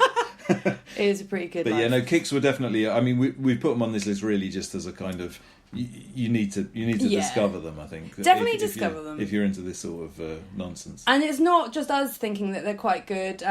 So for reference, I'm not... Top Gear magazine. No, I'm not referencing it much or if at all, but the 50 greatest hair metal albums of all time, according to Rolling Stone, this album is number 8, above a hell of a lot of bands. Yeah, I bet. So it's a band that I'm shocked that we'd never heard of prior to about 2 years ago, but they're definitely. I think we a were good we find. were mistaken. We thought they were Canadian, but they weren't. In fact, there's a couple of bands that we thought were Canadian, I think, and they weren't. But I do think that Kix probably were a band that were big in America and just never made it. Yeah, maybe. Either didn't come over here or didn't make it over here or something. The next one is my near and dear favourite. It nearly didn't make the list, and maybe it shouldn't be on the list because is it hair metal, is it not? In the book that Dave read, the Nothing But a Good Time, they're never mentioned, but in another list, this is the number 1 album, so who knows? And it's Def Leppard with Hysteria. It's the first ballad from 1987 from the album Hysteria, and to be honest, I'm putting this in, you need to go listen to the entirety of this album. It's 7 singles off of this album, all of which are bangers. The album tracks are bangers. One of my most favourite albums in the world. And we needed to have some ballads on here because it was standard practice for these hair metal bands to release a banger of a track, like a really heavy, not heavy, Christ, none of these songs are heavy, but, you know, the one that everyone's going to like, and then you follow it up with a ballad. Yeah. This might be, other than the other ballad on this list, this is the best one. You have to acknowledge that all of these bands did exactly the same thing, and they talk about this in the book, is that they release a rocker first, Yeah. so you get the fans on board, and then you release your ballad, and then you get that high up in the charts, and then you release another softer song, and then another rocker, and they all did that. Every single one of these bands. And they make their money via those ballads. I mean, I don't think Def Leppard did because they released almost every song off Hysteria. Yeah, there's only 12 songs. They released 7. But anyway, I'm not going to talk about it too much because. Well, if I may just say, to me, Def Leppard are great, and they were a band that I got into really early. And like I say, Let's Get Rock. But to me, they're more like Dire Straits or something. It's not that. To me, they're not really cock rock. That's all I'm going to say on the matter. Yeah, no, I mean, there's a lot of bands not featured in here. Whitesnake did one of the best cock rock songs ever. Yeah. We're not featuring them. We because they're removed not... Guns N' Roses as well because Yeah. we figured they were sort of slightly beyond. Exactly. In a way. But Def Leppard is a bone of contention, and as it's one of my favourite albums of all time, it's featured, but we won't talk about it anymore. The bone of contention was Siobhan refused not to put it in. And it's not even... Dave does not like this album as much as other No, I mean, Def I Leppard love albums. Def Leppard, don't get me wrong. I'm kind of negative about them because I think that they are probably terrible, terrible bastards. Oh, 1,000% And, terrible bastards. so I've kind of gone off them in that respect. Yeah. Also, yeah, I prefer Adrenalize, but I think it was just because, again, I heard that when I was 12 years old or whatever it was. So all of the songs That off would that have are come out that's when you were 12. Yeah, well, that's what Let's Get Yeah. Rock's on. So I mean, Let's Get Rock was a I remember that being in the charts and being on top of the pops and stuff.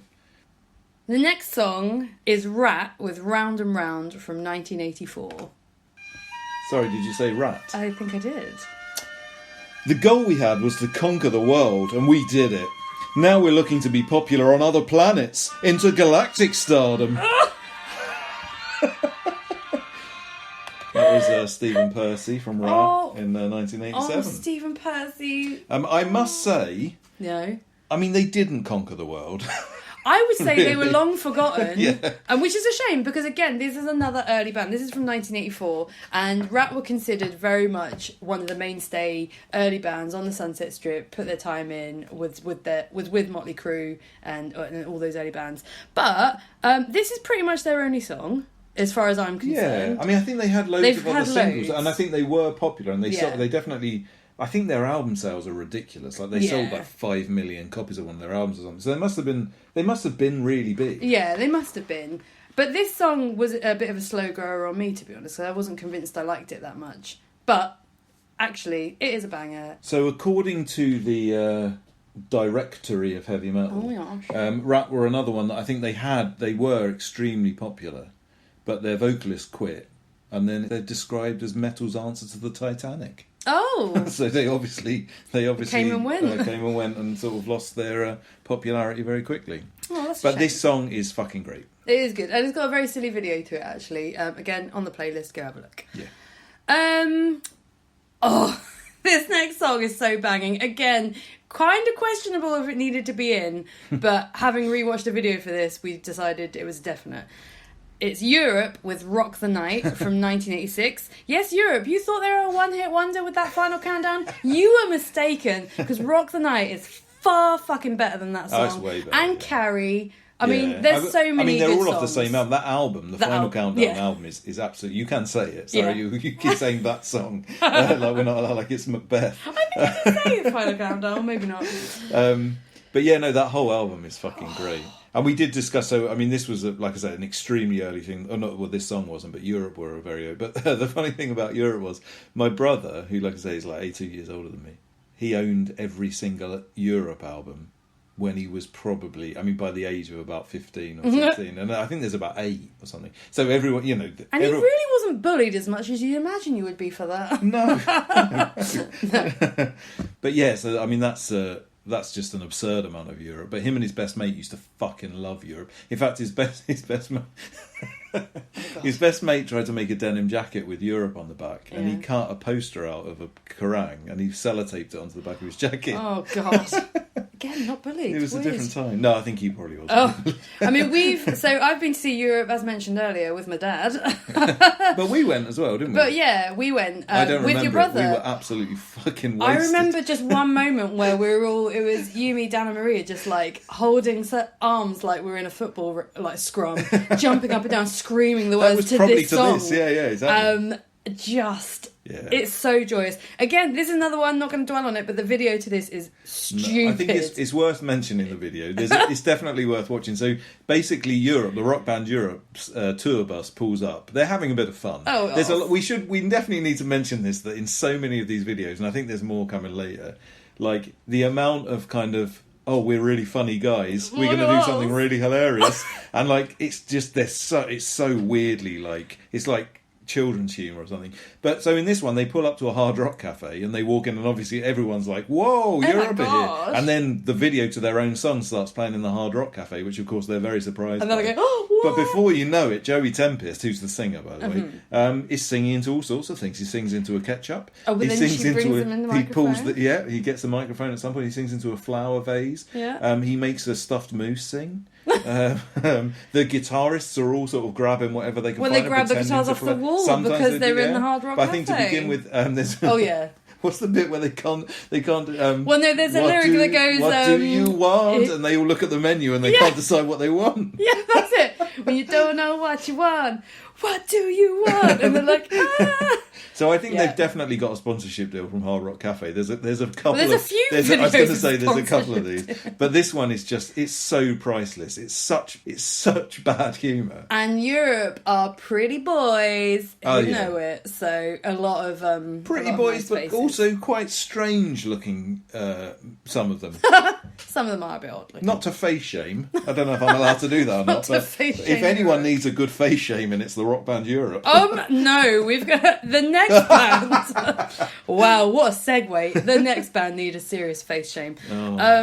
Oh no, now I feel bad for saying that. No, he does need a really good face shame in this guy. So the next band, are a relatively new find for us as well, and it's Brittany Fox. Brittany with none of the letters that should be in the word Brittany. They got rid of everything They pretty much got rid of most of the vowels. So Brittany Fox, and the song is Girls' School from 1988. So this video is stupid. It's very problematic. A lot of girls just jumping around, whatever. But it starts in a schoolgirls. Let's be clear. So it's a schoolgirl classroom. I mean, they're not. And clearly. there's a 20-year-old dressed up as a 14-year-old with the boobs out. So she's sitting there listening to her music and her headphones in the classroom. The teacher has enough of this. Goes over, snips the headphones off. And as soon as that happens, Brittany Fox appear on their stage with their lights, dancing, like shifting from side to side. And then there's just this quick fire of shots that just makes me laugh so much.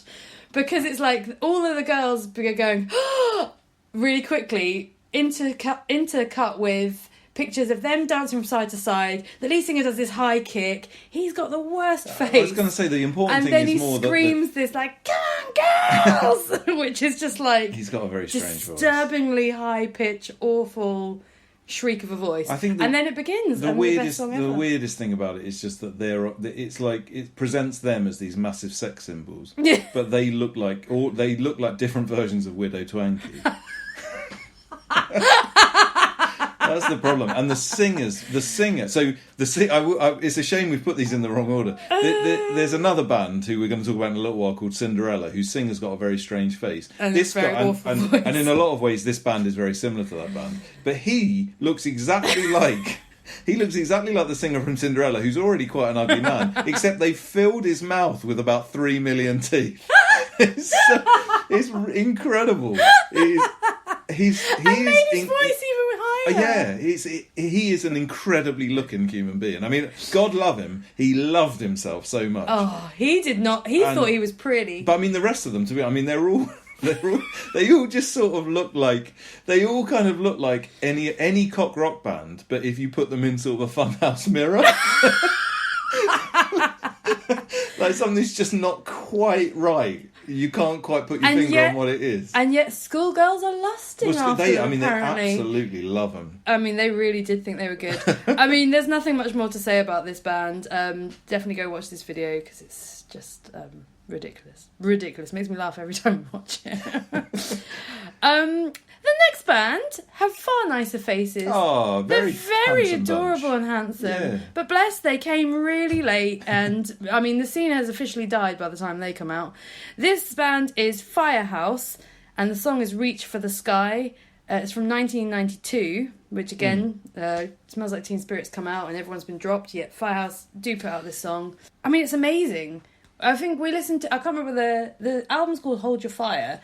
And we listened to it in your car, and I'd never heard them before. Well, Firehouse was a random one. I'm not really sure how I ever found out about them, but they had 2 albums, and I managed to have them both when I was a kid. And they definitely were. I would guess this is probably a Surplus Records classic, to be honest, because I think it was probably like one of those things that no one else could sell. Yeah. But, so according to the directory of heavy metal, Firehouse were specifically noted as one of the few cult rock bands to remain successful in the States even after Seattle took the record stores by surprise. Oh, nice. So I don't know how, because Firehouse is literally everything that cult rock is. Yeah. Did you actually call it cult rock? No, I changed it from American Arena Rock. Oh, fair enough. I just thought there was a reference to cock rock. I was like, no, wait. No, never mind. Although if you're going to find one anywhere, it's in the directory of heavy metal. It is for road warriors and headbanging heroes, after all. Of which we are, of course. Yeah, this is a weird one. I don't know how they managed to keep going, but this is maybe a slight discussion point, is that, like I say, the story of cult rock is that it ended the second that Smells Like Teen Spirit came out.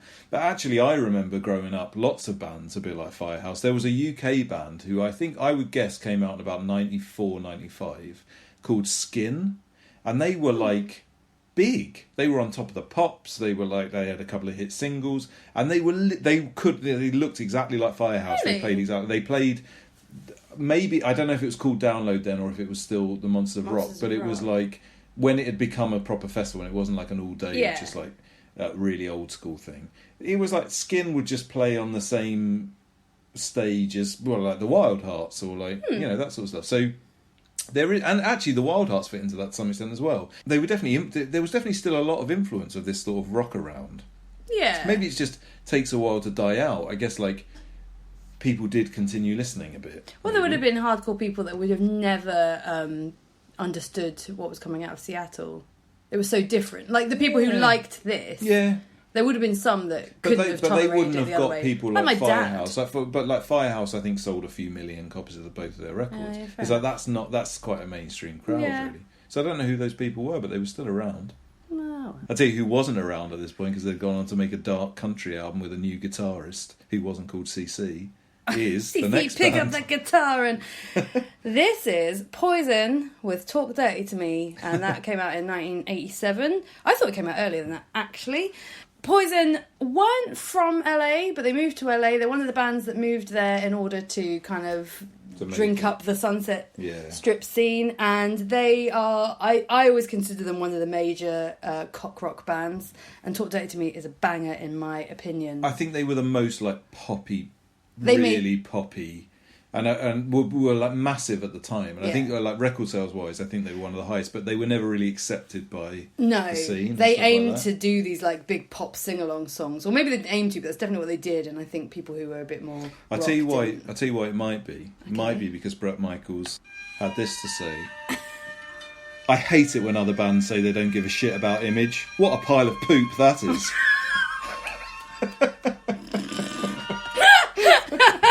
Oh, Bret Michaels. I mean, we could talk about him all day, but here's a snapshot of what he's been up to since Poison. He made a film called Letters from Death Row. Letters from Death Row, which he wrote, directed, produced, catered for. Make sure you are aware that he did the catering for that as well.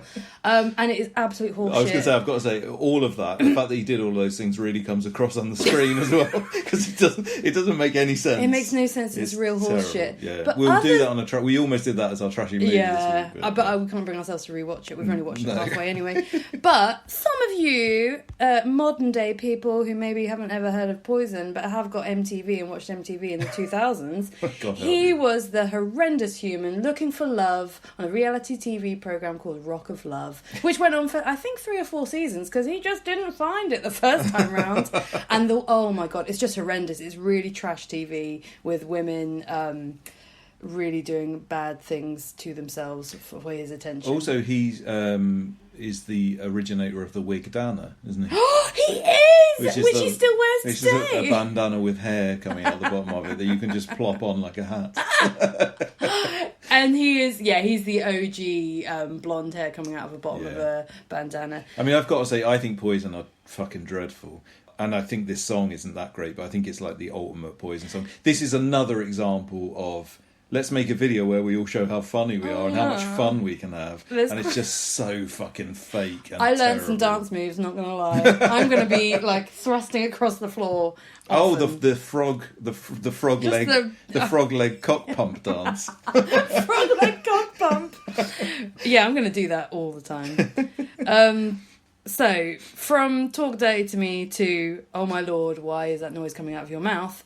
It's Cinderella. Oh. Bless him. So Cinderella, and the song is Don't Know What You've Got, brackets, Until It's Gone, from 1988. Now Cinderella, the singer has a voice that is just insane and is really hard on the ears. So why they then decided to make the slowest, the most emotional, stripped down ballad of the cock rock era. It's the most beautiful song as of soon this as entire era, unquestionably. Once it starts going, I agree. But the first sentence, just how awful his voice is and how is all you can hear. You've got to just go and watch it. We can't describe it. Really, yeah, but, go watch the video. Go watch all of Cinderella. But I think also watch this. when you do watch Cinderella sing this song, sorry, his name's Tom Kiefer, by the way. His name isn't Cinderella. When you watch him sing this, do keep in mind that when they used to play this live, when they were very popular, he used to have a white grand piano that used to get lowered from the ceiling while he was playing it, and then he'd sing the first bars of this song, and it was timed so that as it hit the bottom of the stage, everything kicked in. And, but Cinderella, I think, were one of the ones who really, really got affected by grunge and all that stuff and like the bottom falling out, because they had just hit their peak and they were really massive and they'd sold millions and millions of copies of this album, and they went on this big tour, and it was like their first like really big headlining tour. Yeah. And literally, they just went from like stadium to half full rooms to like the next room down, and then that would be half full, and then the next room down, and then they just gave up. But he played the Camden Underworld not too long ago. We almost went. The directory of heavy metal describes him as a gravel-voiced singer, but I don't think that really. I don't think that really does it justice. Gravel in a cement mixer with a few cats and maybe. I don't know. I mean, played backwards. He's just got such a weird voice. They consider themselves bluesy, and in some ways they are. But Gypsy Road and some other songs. It's in a very kind of like superficial way. Yeah. It's not like the blues by any means. You know what I mean? Can you imagine him singing a blues? Can you imagine him singing any other song other than the Cinderella song? Jesus, you'd be so upset. But yeah, definitely listen to Cinderella anyway if you haven't before. Yeah. Definitely. Right, so the best follow-up to the biggest power ballad of the cock rock era is probably its antithesis that I feel a little uncomfortable putting on here, but unfortunately, I do actually like this song a little bit. But to be honest, it just belongs here. You can't do hair metal, cock rock awfulness without Warrant Cherry Pie from 1990. It is truly horrendous. It sums up everything that is really bad about this scene. Do you know what it does? But there is if you watch it and you just you figure that he's actually talking about a cherry pie, it's quite innocent. Do you know what I would also think? So I had one thought whilst watching the video. He's not talking about a cherry pie, and it isn't innocent. I'm just saying. And it's quite obvious who he's talking about and what he's talking about. But I, when watching the video, maybe because it's white, it's completely white with a lot of like red and white polka dot and whatever. I was getting visions of, is it the Take That video or the Boyzone video? What? Where it's all white and they're just rolling around in jam and stuff. Oh, yeah. What you want? So, I can't believe no offence, I feel a little bit like the two videos are a bit similar in both lustiness, disgustingness, in that they're white with like white background, people in leather writhing around. And there's food being thrown around. Yeah. To be honest, they're basically the same video. So Warrant Cherry Pie, yes, you are disgraceful, but maybe that Do What You Want video is in a similar realm. Well, that was when Take That were being aimed at the gay market, though, wasn't it? It was before they got big. That's true. So Rolling around in jam and leather. Their manager was trying to get them sort of record sales by making them roll around in jam, Yeah, I think it was a paddling pool full of jam and custard and stuff. I think it was, and they're sort of... And they're in, like, bondage leather. It's quite similar to a cock rock video, actually. I would say having watched Warrant Cherry Pie and thinking, God, this is awful, I bet it's awful. Yeah, you're probably right. I would say the Take That video is worse. And I think it's probably every film reference that's ever used Cherry Pie has always had like strippers on bars waving their hair around, which again, all of those scenes are worse. It's a bit like what's the video. Sugar one by Def Leppard? Pour Some Sugar on Me. Those are like, I've never been to a strip club, and I'm not saying that in a kind of embarrassed way. I've genuinely never been to a strip club, but I presume that both of those songs are probably played a lot. You say you haven't been to a strip club and seen someone dance to that video, but you have watched a woman sing it to her partner in the pub in Hastings on karaoke whilst he videoed it. Yeah, that's while true. she swung her hair around. She took a couple of items off, but I mean, she had quite many layers on. I think she didn't have quite that many layers on. I definitely remember a full boob show. And then he got up afterwards to reciprocate and sang, "I've got a brand new combine harvester." Oh, that was a good night. Anyway, R.I.P. that pub. So yeah, Warrant Cherry Pie. Gentrification's fucking rubbish, isn't it? No. Never are we going to. When are we ever going to see that? Oh, rubbish. Go on. Right. Now the next song is Bon Jovi with Bad Medicine from 1988. Oh. Bon Jovi. Oh. I'm getting better at these. You are. Jersey rules. Me and Bruce and Southside Johnny, we know a little about the streets. John Bon Jovi, 1988. Oh my god. Well, I want to know, this one's really... Sorry, I wasn't going to talk about these, but who the fuck does he think is Southside Johnny? Is it him? Is he talking about himself in the third person? No. Does he call himself Johnny? I mean... Does he genuinely think that this is it's clearly a character from a Stephen King novel or something?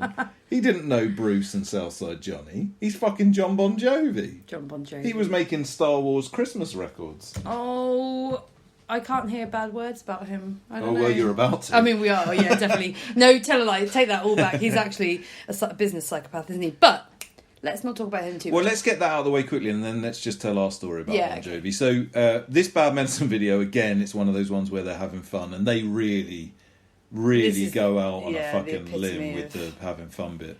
There's a They terrible... give the cameras to the audience. Yeah. We can make a better video. Yeah. Let's go do it. And then it's like them all singing into. Oh, and there's lots of silly dancing. Oh, it's so shit. Yeah.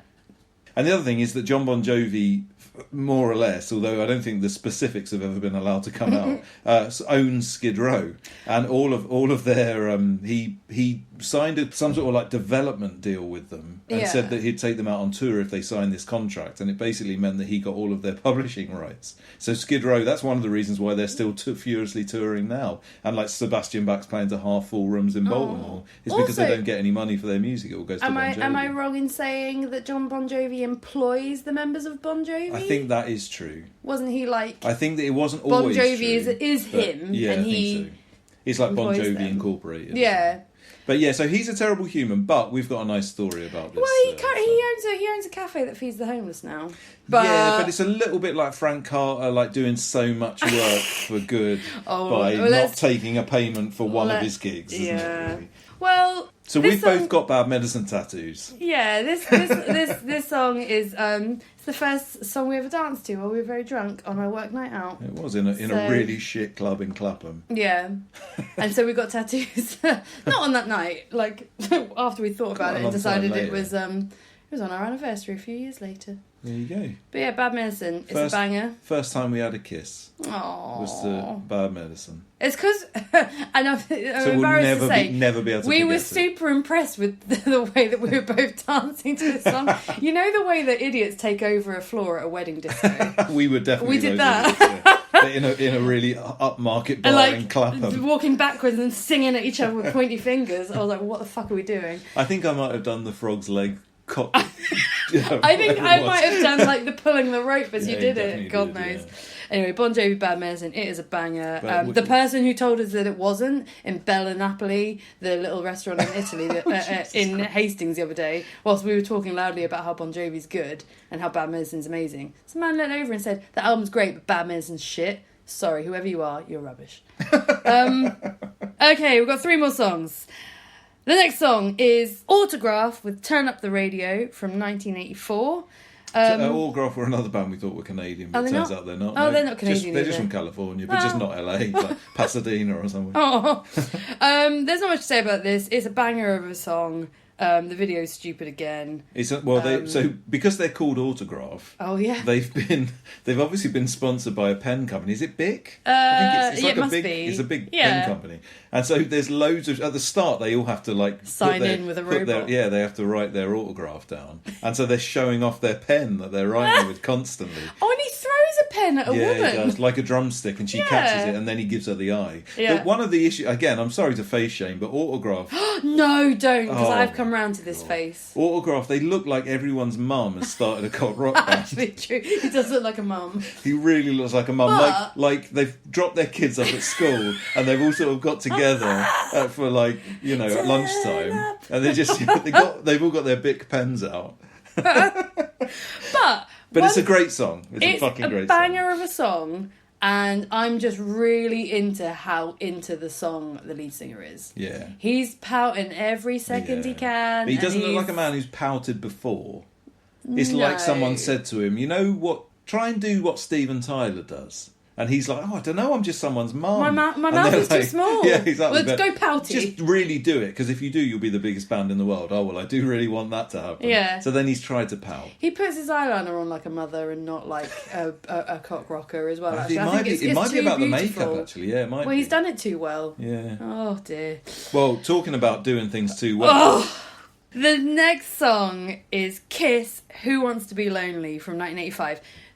Disclaimer, Kiss probably shouldn't be in this list. They're definitely not considered hair metal. They're definitely not considered in this realm, and they were long before it. But we fucking don't love care. Kiss. Yeah. And they did have some songs that were pure cock rock. Oh, yeah. And this is absolutely outstanding version of it. 100%. Go watch the video. Paul Stanley gets wet. I mean, Well,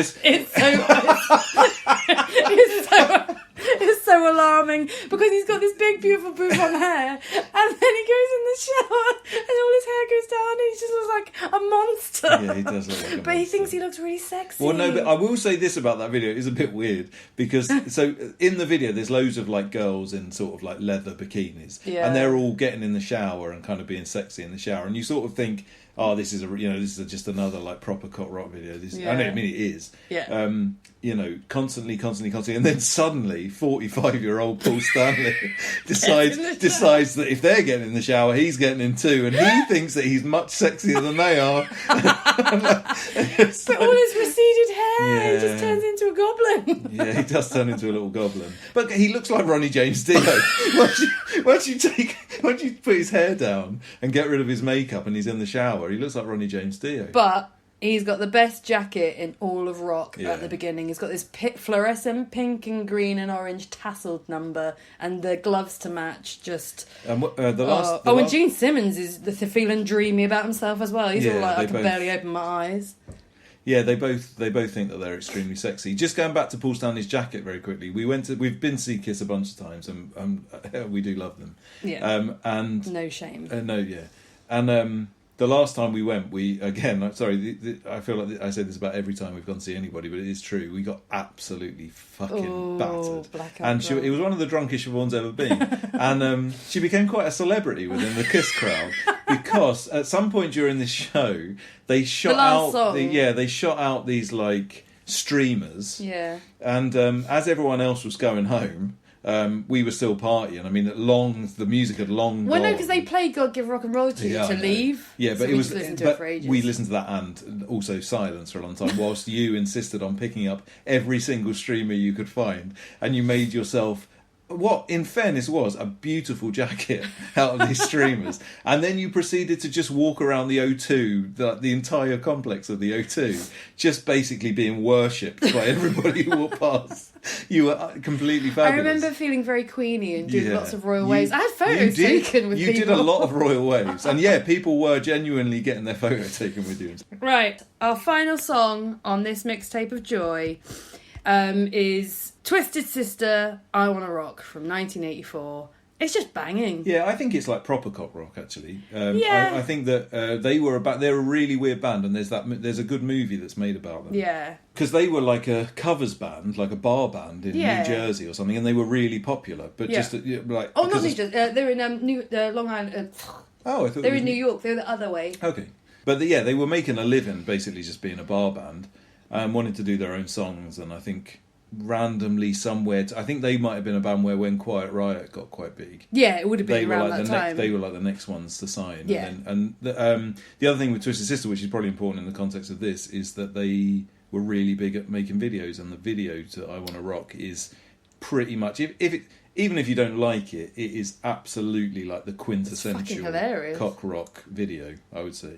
He made a horror movie a bit like Bret Michaels. He made a horror movie in the sort of early noughties, I think, called Shadowland. Okay. Possibly. Yeah, that sounds right. And he starred in it, wrote it, directed Oh, it. dear. But it was slightly better. But he played he was a horror villain who really liked piercings.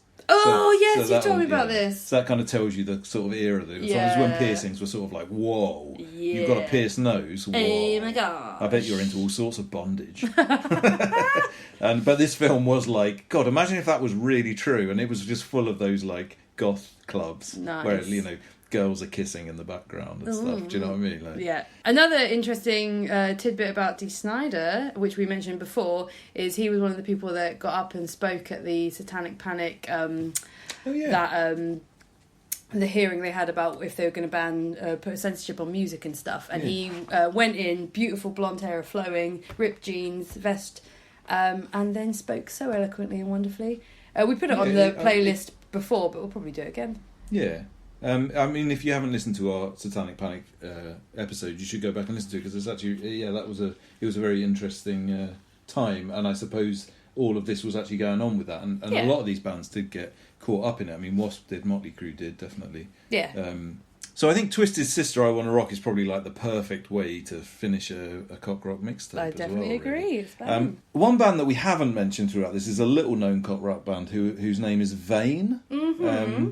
And Ashley Mitchell their bass player, has this to say about their singer Davey. Davey Vane is rock and roll, sex and rock and roll. He's incapable of anything else except writing songs or fucking chicks or performing on stage. He's the definition of a rock singer. He really is. The poor guy will have a fucking hard-on till the day he dies. I hope, is he dead now? Who knows? But I hope that on his grave it says, whatever this Has a age to hard this on. age, had a hard on until the day he died. On his grave, that's it. Well, I hope you've enjoyed hearing our rundown of our mixtape. Definitely go and listen to all of it. It's a shame we can't play them because we're not going to ever pay for all of that. But definitely go listen to our playlist we're going to put on YouTube and let that take you on a beautiful YouTube hole and really get into it. Well, 'cause chances I love are it. I'll get carried away and add about 50 other... Actually, rock it's true. songs on Fuck it, there we're as going to put well, our so. entire life on there. So enjoy. But not remotely cock rock, and I think just a real palate cleanser is what we need right about now. And we're going to get that from about... I can't stop talking in that fucking voice. Yeah. We're going to get We're that. going to get that. Hey, guys. Yeah. Hi, I'm Tony Blackburn.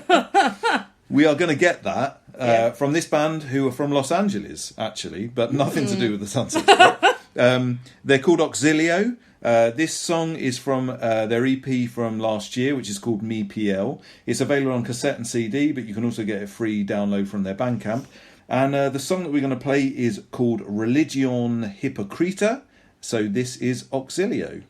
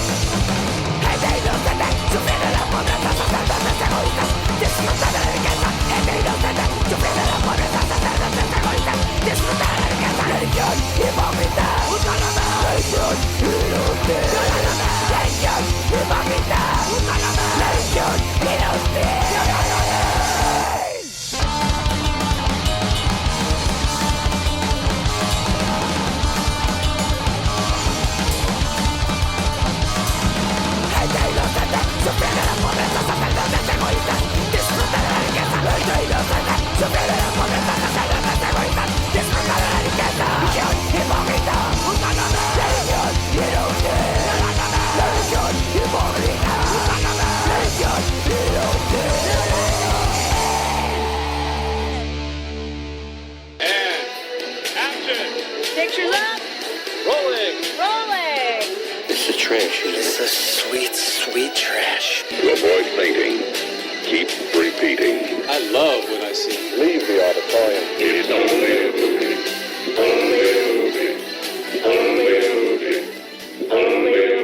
This week's trashy film for review is Black Roses from 1988. The disciples of the devil are invading our town and threatening to steal our children away from us. Turn up the power, turn up the lights. We're on a mission and we rock all night. Now here comes the biggest thing to hit Mill Basin ever, and they try to stop it. They don't understand what a great honor this is. They didn't have to pick Mill Basin for their first concert. The stage is set. The message given. The virus of evil turned loose. Why do we have to study all these dead writers? I mean, there's a poet alive today who writes rings around him. Damien. Flowers powers will ignite the flame of death. What'd you do with my kids, you son of a bitch? Your kids. You had your chance. Now they're mine. Everything your parents ever told you about rock and roll just might be true. Black Roses, the hottest band this side of hell. What's the plot of this film, you ask? Let me tell you. Matthew is a high school teacher working in the small town of Mill Basin. One day, a heavy metal band named Black Roses arrives to play for 3 nights, after which they'll move on. While the town's conservative parents are initially resistant, their concerns are mollified by the band's initially low-key appearance, and by the town mayor's assuming that the band is harmless. But this doesn't sit well with Matthew, who senses that the band has something more sinister in mind than just playing music. As the performances continue, the teens go from normal to homicidal and antisocial. Their parents begin to die in various ways, some from murder, one from being devoured by a record player speaker. One, Matthew's favourite student, Julie, also murders his ex-girlfriend Priscilla, as she saw her as a love rival for Matthew's affections. He's horrified about this, and decides to burn down the performance school. Despite some resistance from the band leader, Damien, who transforms into a demon, Matthews is successful in setting the fire and waking the teens from their trance. I mean, that's pretty much what happens. That's exactly what happens. Yeah. Dave, what did you think of Black Roses? You've got history with this film. I've got a lot of history with this film, to be honest. I fucking love this film. But, and I think I thought that watching it again, because it's been quite a while since I watched it, I did sort of think, how is it going to work out? But I feel it's a little bit like Motley Crue's Kickstart My Heart. It had the exact same... Did you get the shivers? I didn't get the shivers. To the, I don't know. Oh, well, there's a few scenes. No. What, that bit where that girl squeezes her boobs in the mirror for ages? Literally rubbing her boobs in the mirror. And I've put in my notes, maybe Fanny, for no reason. No, because she's doing this weird old rubbing. You can't see her head, because obviously the actress is meant to be said, I am not fucking doing that. Yeah. They really make the most of it, though. It goes on for about 2 one minutes. boob scene, awful. But yeah, so I absolutely loved this film. I got it on VHS when I was I'm not like super young or anything, but like, I don't know, 18, 19 or something. And I think the music is fucking great. I actually own the soundtrack. Do you? Yeah, I do. Oh, gosh. It's really good. It's got some cop rock bands on it, so that's sort of why we picked it for this episode. It has Lizzie Borden, Bang Tango and King Cobra. They're no bands that we talked about. They're all sort of later day cop rock bands who didn't really get very big. I will say King Cobra, their bass player's name was Johnny Rod. And, I presume... because of his cock. Quite a bellend. He ended up playing the bass in Wasp for quite a long time, so I knew who he was. But also the drummer of the band in this film is Carmen Apiece, who's in loads of bands. I believe he was in Dokken. Oh, he was in Whitesnake and Thin Lizzy apparently at some point. He was also in one of the main like cock rock bands as well. He's definitely like someone who's... I think he's probably still playing, maybe. Yeah. You definitely say. I'm looking at his Wikipedia, and actually, I don't recognise any of these bands, but he's definitely considered, definitely involved in all these bands at some point. Yeah, and I think he might have helped write some of the music and stuff. So the music is really like it's proper. It's pretty good. Yeah, it's just like proper it's rock songs. It's as good as all the music that we've been talking about. Yeah. On this episode, really. The Big Pussy from The Sopranos is in this for a very short period of time. But this is pre-Sopranos, Oh, right? long pre-Sopranos, yeah. So he's just like this, someone's dad. He's the guy that gets sucked into the speaker. Yeah, the one in the vest. Yeah. It's just like a flob. There's a lot of really brilliant / absolutely terrible like practical effects in this. Yeah. There's loads of monsters that I can only presume, I think some of them are masks. Yeah. And some of them are kind of puppets. And I think they're all really quite good. They're obviously well made. But, like, they must have been just left over from other films or something. Well, they must have nicked them from somewhere else, because the budget of this film couldn't possibly have stretched to that. And they're weird. Like, there's one bit, so when the band is playing and they turn all of their audience into zombies, in the first scene, they turn them all into, like, zombies. Yeah. And it kind of makes sense. In the second scene when they do it, the second time they do it, later on in the film, they kind of all turn into boglins. They get these really weird, like, obvious sort of masks that just look like they're from a completely different film. They're really good. Yeah. Like, the masks are really good. And so I don't know what that is. This guy, the guy that directed it, John Fasano, he actually has ended up... he's like a screenwriter or I think a script supervisor on some like really big films in Hollywood later on. So he did Die Hard for a Vengeance and Judge Dredd and Tombstone and stuff. But he also made, so prior to this, he made Zombie Nightmare, and then later on he made this film called Rock and Roll Nightmare, which is a similar kind of thing to Black Roses. It's much lower budget, and they definitely haven't been able to steal the props from somewhere else. So this is by far his best film, I think. There's a cool bit where, so all the parents are against it. It's quite appropriate, just going back again to our episode about the Satanic Panic. It's very much about the Satanic Panic. Well, and it's probably quite kind interesting. of for it It's totally as well. for it, which is kind of a weird take on it in a way. I don't know. I mean, I'm sure they weren't thinking very much when they made it.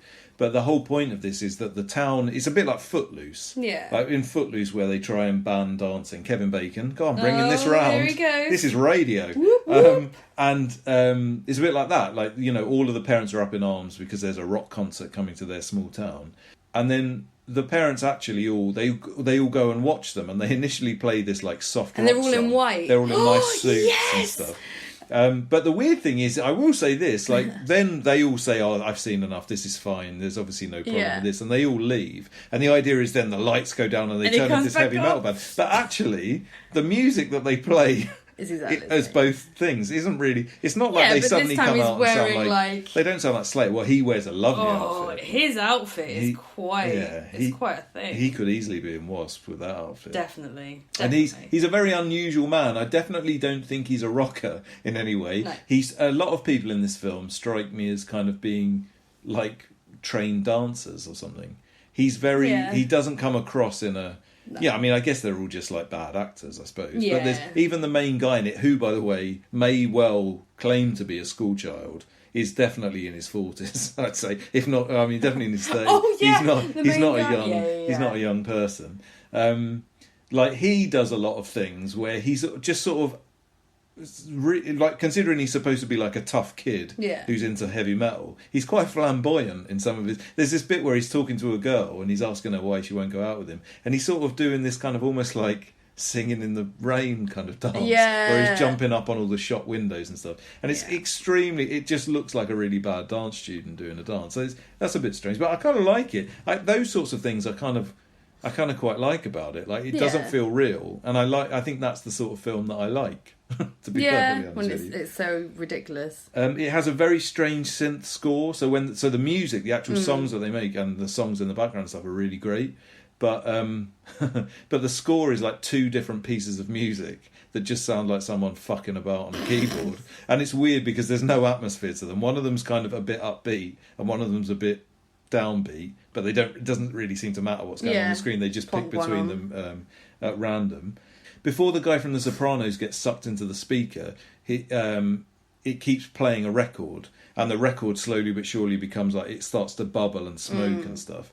And they do a couple of close-ups of this record, which is playing the songs from this band, Black Roses. It should be Black Roses. Except on the sticker, it clearly says that it's a Mentors record, which is very weird. It's such a weird choice of band. I don't know if it was just that was the record that they had laying around and they didn't really know the Mentors were, and they didn't really think it was important. But for those who don't know, the Mentors are kind of like Gigi Allen, but probably worse, a bit more tongue-in-cheek, but not in a nice way, in a really unpleasant way. Tongue in a really fat cheek. Yeah, really, yes, a really horrible band from the sort of, well, I guess they were around in the 80s. But yeah, other than that, I just absolutely fucking love this film, and I think it's brilliant. And the town in this film is called Mill Basin, and for a short time, in probably around about 99, 2000, I was in a band called Mill Basin. Are you kidding? No, that's how much I like this film. I've never told you that before. I never knew that. We only practiced for a bit. We never actually played a gig or anything. But yeah, that's how much I like this film. I fucking love it. Oh my god, it's up there with one of my favourite films of all time. Jeez. What did you think of it? Well, I don't have much to add to what you've said, to be honest. Definitely, I did like it quite a lot, actually. There are some things that I question about why they're happening, but I love when things don't make sense. There's a paint can at the beginning that just sets on fire for no reason, and it's meant to be really mystical and wonderful, but there's no point to it, and I don't get it. There's a lovely scene, except it's not lovely at all, where two girls go back to one of their houses, and the girl whose house it is, they hang out with her dad for a bit, and she goes, I'm going to go to bed, don't you worry. And this is whilst they're like being taken over and they're gonna like start killing people. She decides she's gonna keep playing gin rummy with the dad of her friend, and she's like, shall we play strip gin rummy? And he's all like, oh, puts up no fight whatsoever, and you're just like, this is fucking fucked up. He's sort of playing it for weird. He's like, I mean, he's sweating profusely. but he's playing it for like slapstick laughs almost. Yeah. He's like Benny Hill or something. Yeah. Which is really odd because it yeah. doesn't really fit in with the rest of the film. Which, whilst it is ridiculous, it doesn't aim to be ridiculous. All of a sudden you're like, what the fuck is going on? Anyway, he has a heart attack and dies, so there you go. And then the other thing that I thought was interesting is when this fire gets set in the performance hall at the end and the band are apparently burning alive, they're also still playing the song. They're all playing guitar and you can see the drummer's still going, but they're meant to be burning alive. Yeah, and it's just that's strange. done really weirdly as well because the whole this is not a spoiler, but I mean I suppose it is.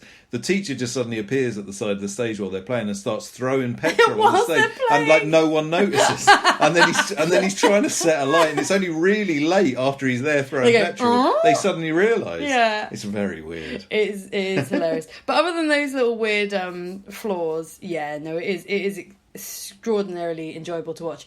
Specifically, if only just for when they go from all in white, lights off, to then all in black and like playing a slightly heavier version of the song they were playing before. It's just very beautiful. It's very good. Yeah, I mean it's not very beautifully made. It doesn't, but it does have a nice look to it in a way, but not in a quality way. No. It's definitely the other thing is I don't know if it's supposed to be filmed in Canada. But most of the parents have got extremely strong Canadian accents, which I don't think there's in the town meeting. There's a Canadian flag and an American flag behind the guy, but I'm guessing that's just there because it was there. I don't think they set designed it or anything. Yeah, I think it's supposed to be like Middle America is sort of the idea of it, but it's unquestionably Canada. Yeah, I mean it's named as a Canadian horror film because it was made in Canada. I'm questioning. I just mean I don't think it's supposed to be set there. So, what score would you give Black Roses? So I'm probably going to give it a good 6. I mean, that's not nearly high enough. I'm going to give it... I'm going to give it a 6 or a 7. 6 or a 7. 6.5. You don't have to change it. No, but it's I'm struggling. It's around that. No, it's not quite... Yeah, I'm going to give it a 6 because there are loads of films better than this, but this is really good. Well, it's nice that you think that, but you're wrong. Yeah. It's clearly a 9 out of 10 film, unquestionably. Okay. I'm tempted to give it a 10, but I'm not going to. All I'm going to do is I'm going to introduce the next song. And it's another old song. This is by an old hardcore band who are from Grimsby. They're called Stand. It's taken from their mini CD True Romance, which came out sometime around about the early noughties, I think. This song's called Last of the Unicorns, and it's fucking raging. So here it is, Stand.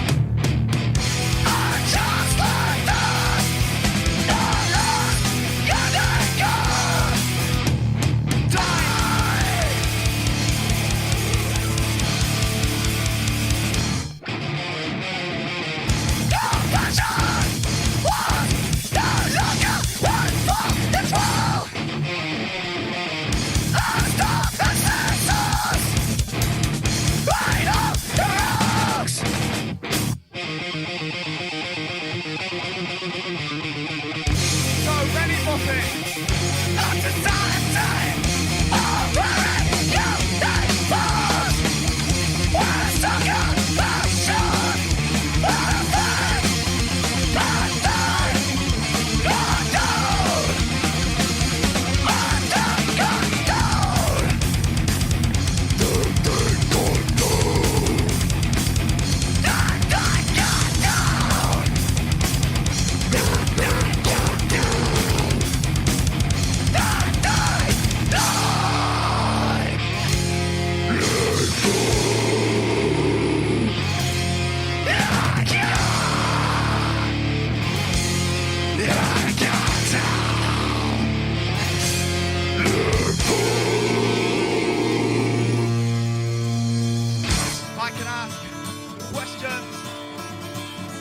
Sam Kildee, off this too.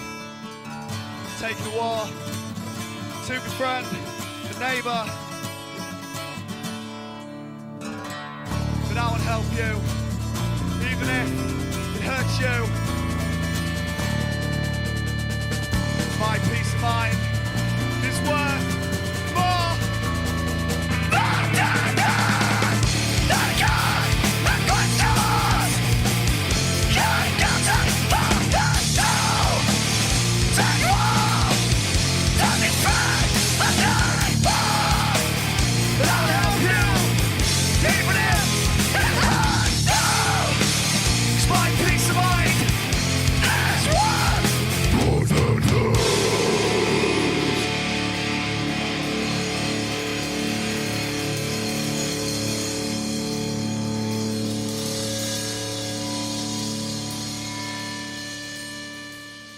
Welcome back to Breakfast Punks podcast. Thanks so much for listening to episode 13.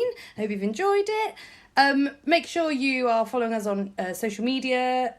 Breakfast Punks podcast is our thing on Instagram. You can email us if you've got any feedback or anything you think we should include or cover or whatever. shamcityroasters@gmail.com is probably the best way to do that. And yeah, be sure to be following us on the YouTube. The YouTubes. Subscribe because we update our playlists, and this one, the playlist is going to be very integral and just, I don't know, you definitely need to... It's going to have it's going to have a Garth Brooks conspiracy theorist. Oh, God. It's going to have loads of cock rock. Maybe birds trying to get into a pub/shop in North Tuddenham. It's going to be fucking cracking, this But one. the hair metal playlist alone is definitely what you need to be listening to. And then you can listen to the podcast that way as well. Make sure you go back and listen to all the other podcasts as well if you're enjoying this one. And yeah, just give us loads of love. No, honestly, any feedback is good feedback. We just like to hear what you guys think. And we're getting pretty good at dropping this every other Thursday. Yeah, that's about right. You can more or less set your clock by it, count on it. I actually, secretly, if you've listened this far, you deserve this information. I actually tend to put it up on Wednesday evening because I'm lazy. So if you want to get in early, and actually, it's even earlier on YouTube. Oh. So I'm just saying. So we will wrap up this episode with one final song. This song is from a band called Po-Lice, or Po-Lice. It's police with a dash in the middle. I think it must be Po-Lice. Po-Lice. Yeah. The song is Battle Cry. They're a band from the southwest of UK, and this song is from Nocturnal Spirits. It's an album that was released digitally in 2020 and via cassette via Noise Merchant Records. Thank you very much for listening. This is Po-Lice with Battle Cry. We'll see you in 2 weeks. Whoop whoop. Bye. Poop scoop. Oh boy, here I go killing again.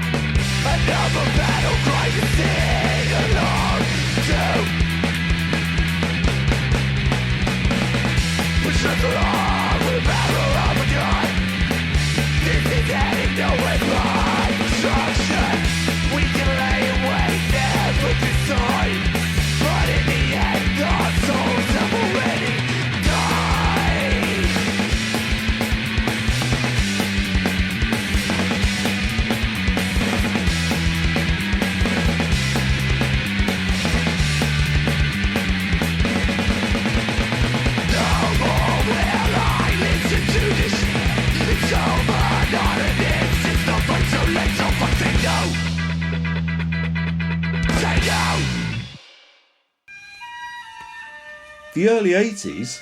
Come on. You had some disposable income and you didn't need to wear a condom. That right there gets you through a holiday weekend in style.